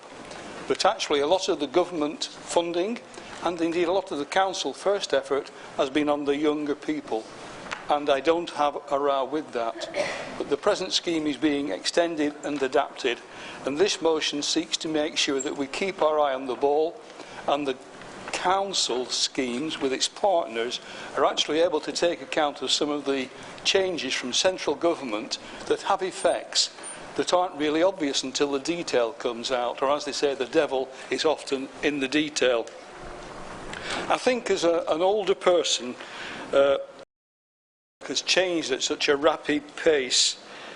No longer do most of us start in a lifetime job or career where the basic tasks and skills actually stay the same for year on year, so that the odd thing might change, but by and large you tended to stay in that career or that area of work, move up the ladder, or even change jobs, usually for a promotion or a bit of difference.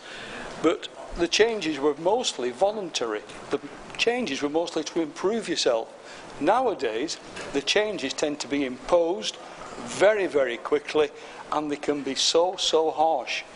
So, as a slight aside, Mr. Mayor, I started work in the Inland Revenue, and I've been there years moving mountains of paper around, and then we went on to a computerised system that's going to speed everything up.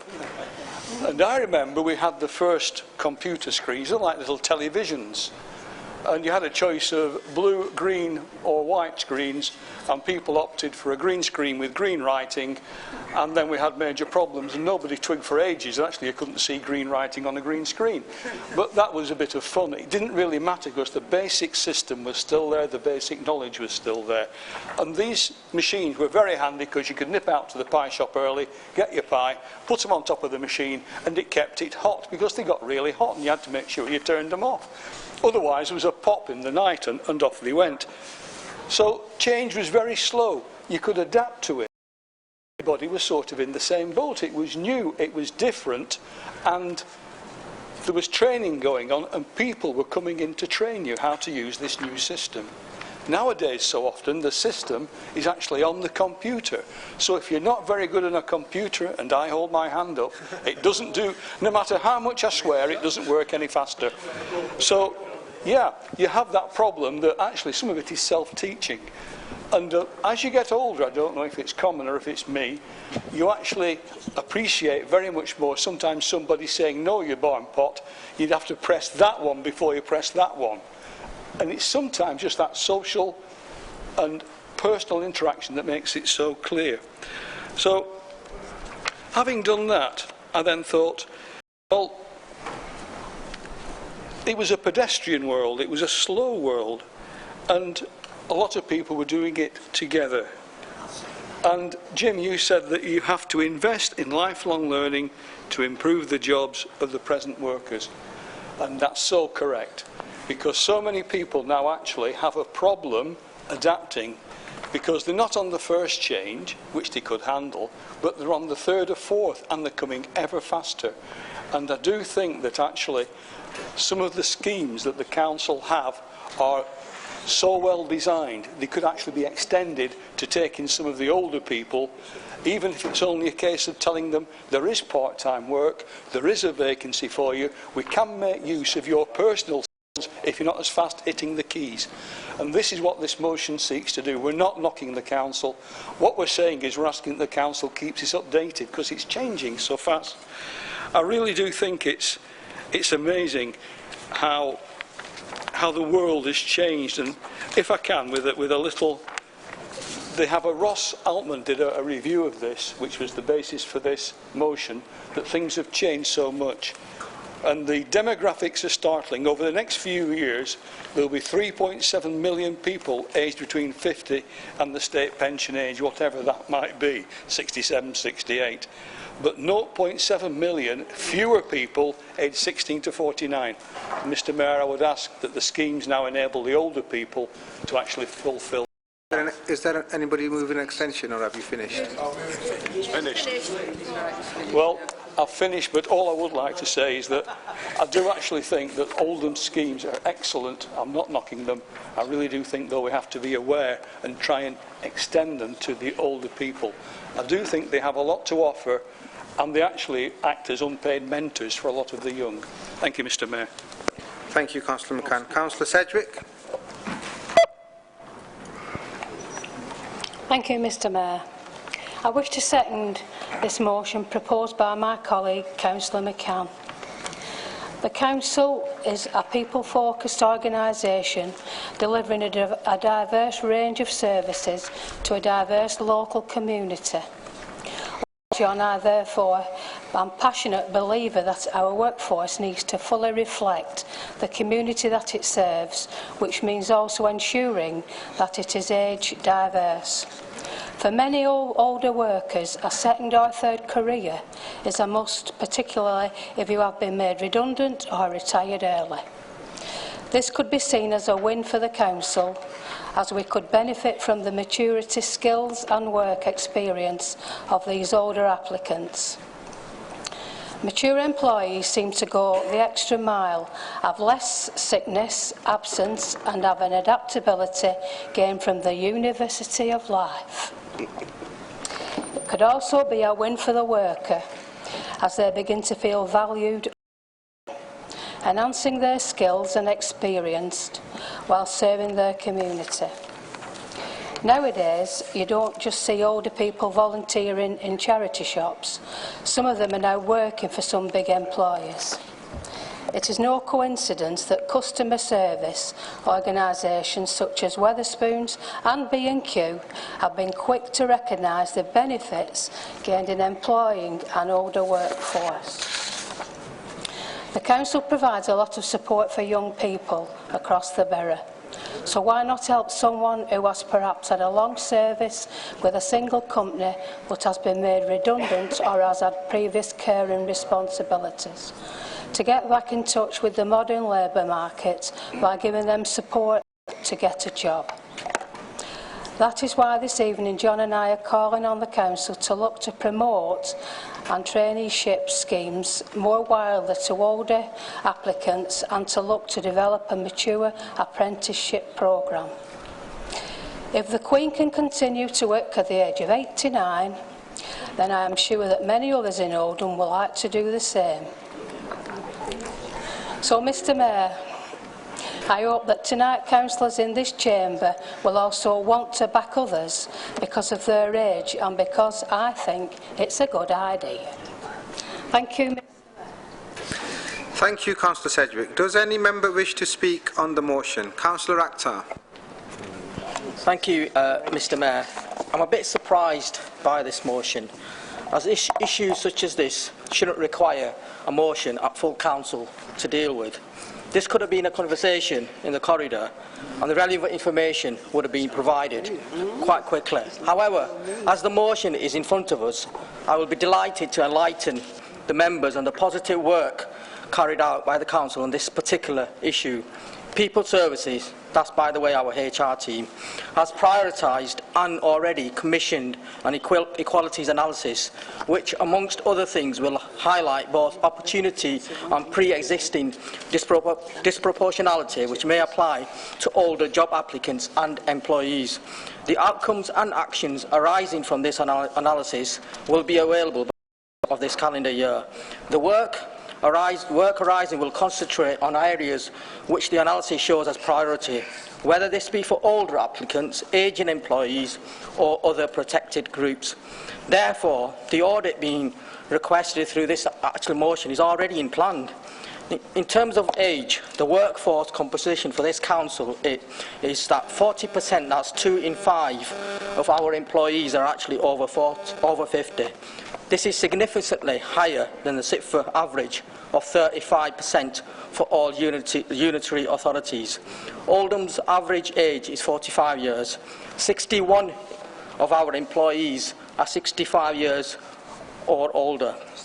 An ageing workforce does bring skills, that's already been highlighted, and experience to bear to council services, but also carries its own risks. As with other employers, and in contrast with those of younger ages, Oldham employees aged 45 plus do have proportionally more sickness absence which needs to be managed. Consistent with earlier periods in quarter 1 of 2015 and 16, sickness absence amongst employees aged 45 to 54 years accounted for 39% of all absence, but the group itself comprises only 33% of the workforce. That goes against what Councillor Sedgwick has already mentioned. Similarly, those aged 55 to 64 years represent 20% of the workforce, but accounted for 26% of the sickness absence in that period.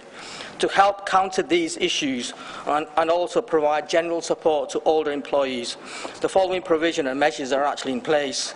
A wellbeing programme which focuses on prevention and minimisation of the top reasons for absence, a recruitment and selection process which is diversity blind, which withholds the diversity data from the selection panels, and that's including age details itself, a wide range of flexible working experience provisions, career break opportunities, and a policy to help retain key skills and capabilities. We've got a flexible retirement policy which enables continued employment whilst paying accrued pension provision, a full occupational health contract as well. We've also got a development academy which is training provision which is inclusive and offers development opportunity for all regardless of their age, and it looks at pre-retirement, transitional planning provision including post-employment alternatives and activity. We've got workforce planning capability and equality assessment process in place as well.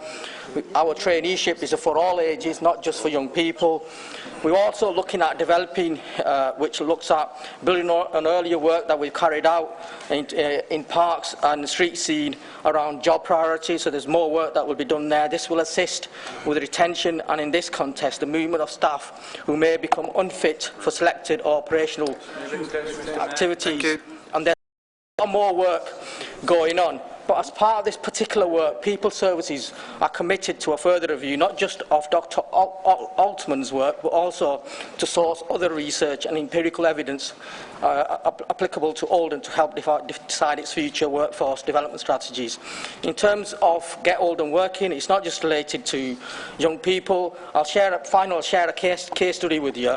We had Mr. B in his 60s, who had not worked since early 1980s, when he had to leave the army to care for his parents. He has been actively looking for work since 2010, but did not manage to secure an interview until he met the Get Oldham Working team in February 2015. The team provided one-to-one support and assessed suitability for a variety of positions, and the actual individual is actually working at the moment. Thank you, Mr. Mayor. Thank you. Councillor Chaddison. Thank you, Mr. Mayor. I rise to support this motion. As our members will be aware, since 2010, we in Oldham have witnessed the many negative consequences of this government's severe austerity policy, and one of those has been the impact on our unemployment figures. The government claims unemployment is falling, though we've seen first-hand in Oldham the switching of the unemployed to the universal credit system, so therefore they do not flag up on the official unemployment records, and also in Oldham the impact of those people not presenting because severe benefit sanctions is also unclear, particularly given in Oldham we have the second highest benefit sanctions anywhere in the country. In Oldham over the past few years, we have looked to tackle this through our Get Oldham Working scheme. And this initially did have an emphasis on youth unemployment, and I won't apologise for that. 2 or 3 years ago, we were rising at the second highest youth unemployment rate across Greater Manchester. In those 2 or 3 years, we've had enormous success. We've had the second biggest drop now, and we're rising at about third across Greater Manchester now. And we had to take measures for our under-25s to get them into work and give them opportunity.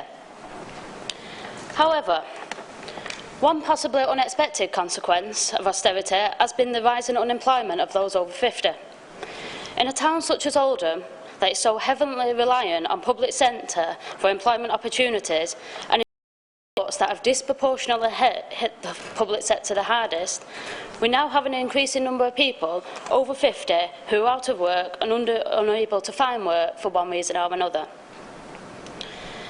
This motion makes me think earlier of what the leader said with regards to the heavy focus that we see in the media with regards to child safeguarding and how that's not replicated through to adult safeguarding. Where's the outrage when that happens instead of these month-long inquiries we conduct with the national media when it's a child safeguarding issue? And I think currently, with regards to jobs, nationally, there's always a focus on the young as they are perceived to be the future of the country, and indeed they are.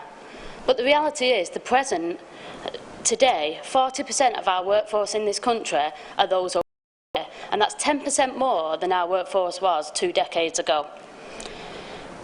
It now needs to be recognised by society that these people need to be highly valued and highly regarded. Certain organisations and certain companies are doing this, and Councillor Sedgwick referenced B&Q and Wetherspoons. But also the likes of Barclays and Goldman Sachs, major multinational companies, now have either extended their apprenticeship schemes to move it to over 50s, or Goldman Sachs have initiated a returnship solely for older employees who have left and wish to return to the work environment. Both of these companies have talked about and expressed about valuing a more diverse and engaged and experienced workforce. I'm unclear of the exact figures in Oldham in regards to our unemployment figures for 50s, but the Get Oldham Work programme does not age discriminate, and I see it every day on social media, and I see what the team are doing, and it's not just for young people, it's for people of all ages across this borough. And I'm confident that the Council member, as what Councillor Akhtar has said so far, will continue to monitor this, and I know that the Get Oldham Working team do highlight opportunities and will continue to highlight specific opportunities where possible for those that are over 50, both within our organisation and elsewhere. Thank you. Thank you, Councillor Chaddison. Councillor Mushtaq. Thank you, Mr. Mayor. I think the motion as written is informative and clear in its purpose. There are obvious economic benefits in ensuring our older generation are given the option and unconditional support to continue working even after reaching pensionable age. But for me, the significant contribution they can make is not through their experience in work, rather the experiences they've had in life. Having grown up without the internet, Facebook, and through varying periods of global and domestic turbulence, the loss of loved ones and ill health, they still stand firm and ask for the opportunity not to be discriminated against. And if they choose to continue to work and pay their own way, then there shouldn't be any barriers preventing them from doing so. Personally, I've learned a lot from the older generations. A lasting memory is one of 91-year-old Harry Smith, who addressed the Labour Party conference in 2014. It's no exaggeration to say the whole conference was in tears, myself included. Why? Because Harry took us back to a time when there was no NHS, and the way he spoke about the premature loss of family members, among other things, highlighted how well he could now handle anything thrown at him, and there are a lot of people in the older generations in similar situations. Those journeys are invaluable for the generations that followed, not just the current generation, but for all of us. The choice element is fundamental here. What we don't want is for the older generation to be told you have to work and you have to contribute. There will be some people who do want to retire when the time comes, or who want to retire early and spend time with the grandchildren, do the gardening, or go parachuting. That's their choice. This has to be about removing prejudices, not dictating terms. I believe that's what this motion is doing, and I support the motion. Thank you, Councillor Mushtaq. Does Councillor McCann wish to reply? Yeah. Thank you, Mr Mayor. Very briefly, I thank Councillor Mushtaq for his words. And Councillor Chatterton, I agree entirely that the over 50s are a larger and larger percentage of the workforce, and they do need retraining, and I do think their retraining is maybe harder or maybe different to young people. That may just be me being rather thick, but I do think it is something that needs to be taken into account. So, Councillor Akhtar, I'm not attacking the programmes at all. This council has been a leader in getting people back into work. All that I am saying is that we need to keep at the cutting edge, to be aware of reports like Altman's, and indeed to be aware of the changes the government inflicts. Because sometimes what happens is they can pull funding, and we've seen it recently, from a perfectly good scheme, and suddenly we have a good scheme that no longer has the finances to be run. And I do think we have to try and future-proof our schemes. Thank you, Mr Mayor. Thank you, Councillor McCann. Does Council agree the motion? All those in favour? Those against? Any abstentions? The motion is carried. Motion 2. I call on Councillor Heffernan to move and Councillor Sykes to second the motion. Thank you, Mr Mayor. I thought I was going to be as old as Her Majesty when we got round to doing this. 3 hours and 45 minutes ago, Her Majesty Queen Elizabeth II became our longest-serving sovereign in history. 23,226 days, 3 hours and 44 minutes. It's absolutely remarkable when you think. People come into this country from republics. They come to a monarchy. Then a lot of them say, why can't we become a republic? Well, why did you come? She is we are like a family in this country. Families have squabbles, we've had a tonight. Families have all sorts of things, but very often it is the mother figure that holds the family together. Certainly in my family that's the case. My wife isn't quite as old as the Queen, but she's doing her bit as well. The Queen is, without doubt, a role model for the country. She is a rock on which this nation has been built for 60-odd years. She's been absolutely remarkable. If you think, when she came to the throne, very sad occasion, 25 years old, her father had died 56 years of age prematurely. She was out in a foreign country. She had to fly back. There was one craft, the Comet, which was not then flying commercially. It had been built, but it wasn't flying commercially. Television had actually reached Birmingham, outside London. If you're in the north and you manage to get the signal from Sutton Coldfield, I can assure you, we didn't own one, but I saw it, it was terrible. Look what you have now. Everything has changed. Our country has changed, our population has changed, everything's gone on, but she has stayed the same. We were a Commonwealth until 1997, and when we passed Hong Kong back to the Chinese, the Commonwealth, sorry, we were an empire. That was the end of the empire, and the Commonwealth, which was already in existence, became stronger. And all of these countries wish to stay as part of the Commonwealth and have the Queen as their head of the Commonwealth. I was very pleased, 1992, to be a guest at the only royal garden party in England that has ever been held outside the grounds of Buckingham Palace.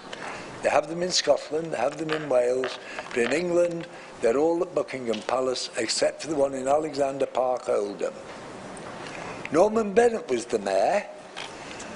He met the Queen so many times that year, they were not only on first name terms, I think his wife thought he was having an affair at times. I think it was something like times Norman met her, but his greatest day was when he welcomed her into Alexander Park to our royal garden party.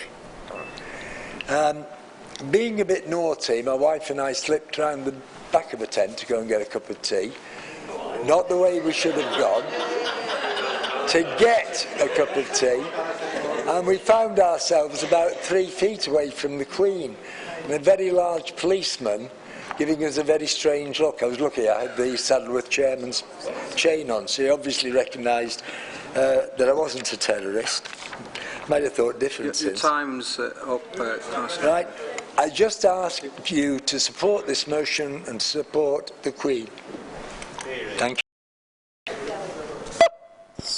Councillor Sykes, a second. Yeah, second, Mr Mayor, and very briefly do it, and hopefully I won't get myself locked in the tower like I think Councillor Effingham just did. I have to say. I'm happy to second this because I know it's the same with my colleagues here.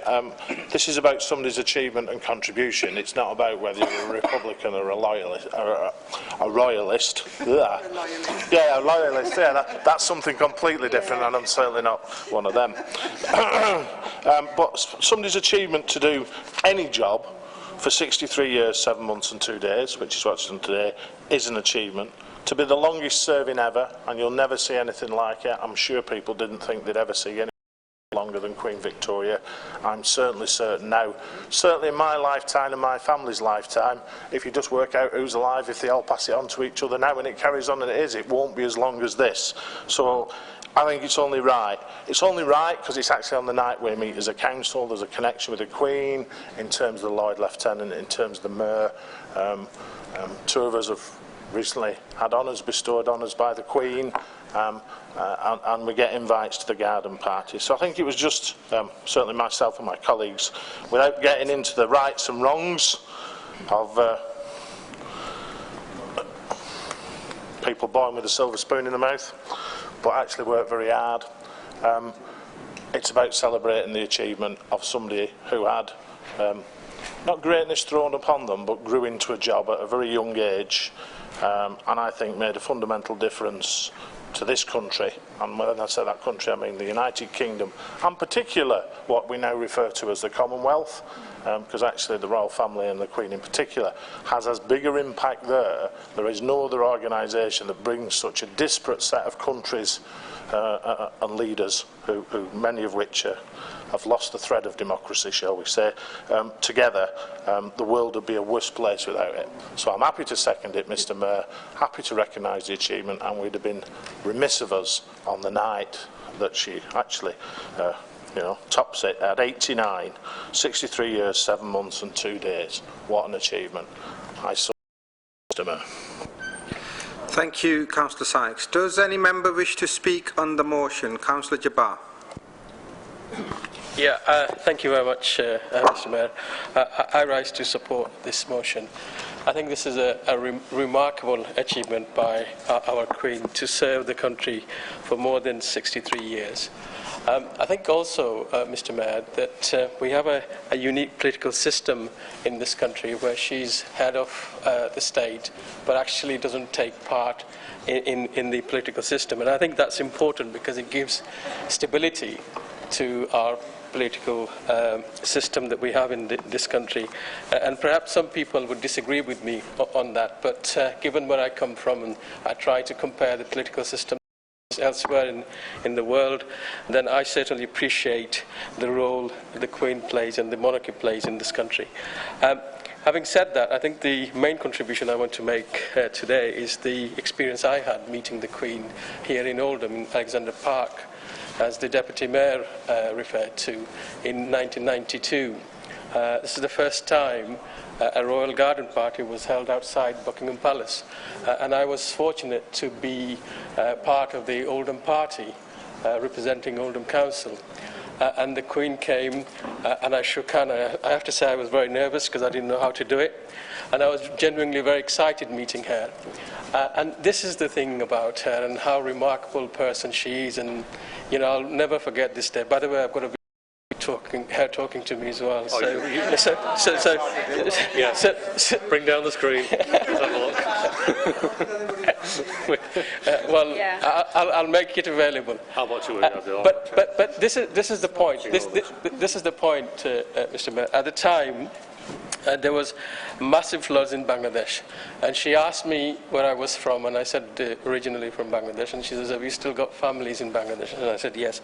And the next thing she said was that, how are your families? Have they been affected by the floods?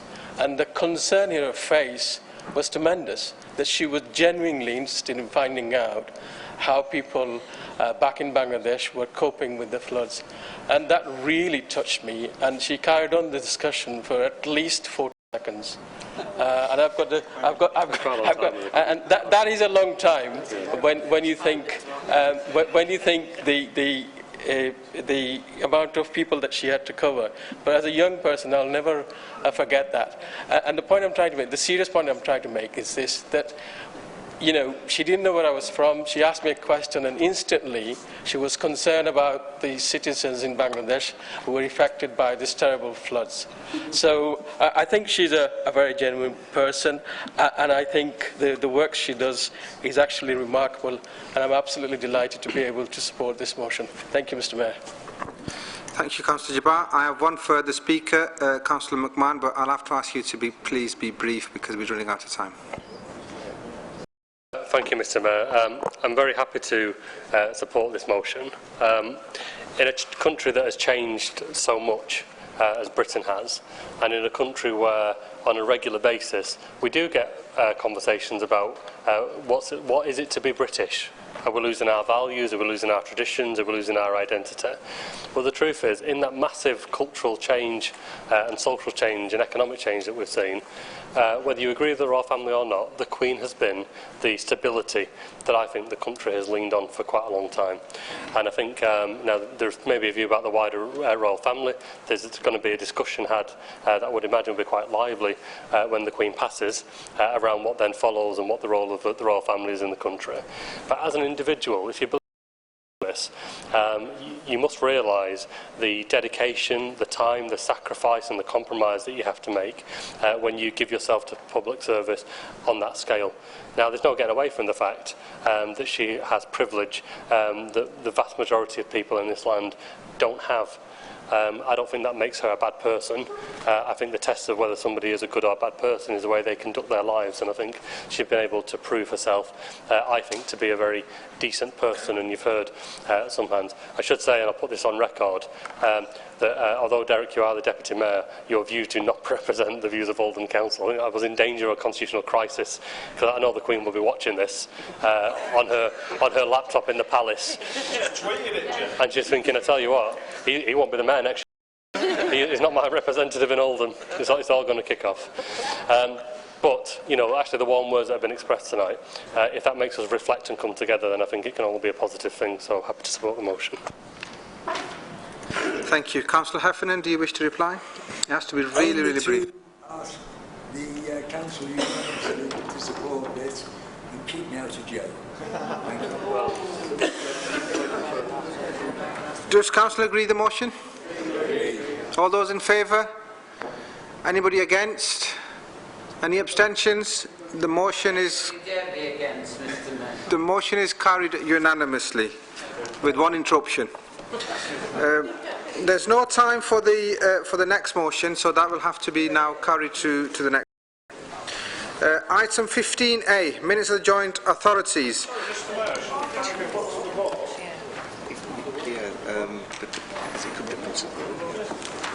Does the mover wish to put it to the vote? Okay, so it's a simple moving and seconding, please. Right, all those in favour, please show. Anybody against? Any abstentions? The motion is carried. Thank you. 15A, minutes of joint authorities. Following agreement of full council, this section will be split into two. The first part to consider joint authority minutes and the second part to consider partnership minutes. Please note I will call on the spokespersons that were present at the meetings of the joint authorities to move the minutes as submitted. Transport. Association of Greater Manchester Authorities Executive, Councillor McMahon. You've got a few more, so do you want to quickly... Greater Manchester Combined Authority, Councillor McMahon. Mr. Mayor. Joint GMCA AGMA Executive, Councillor McMahon. Mr. Mayor. Do any member of the Council have a question on the minutes? No. Does any member of the Council have an observation on the minutes? No. Thank you. Minutes of the partnerships. I call on the spokesperson of the partnerships to note the minutes as submitted. Oldham Care and Support Company, Councillor Chauhan. Oldham Leadership Board, Councillor McMahon. Mr. Mayor. Do any member of the Council have a question on the minutes? Do any member of the Council have an observation on the minutes? Thank you very much. The time left for reports is next to nothing, less than 5 minutes. Item 16, 2014-2015 Statements of Accounts. I call on Councillor Jabbar to move and Councillor McCann to second the report. Yeah, thank you very much, Mr. Mayor. I'll be very brief.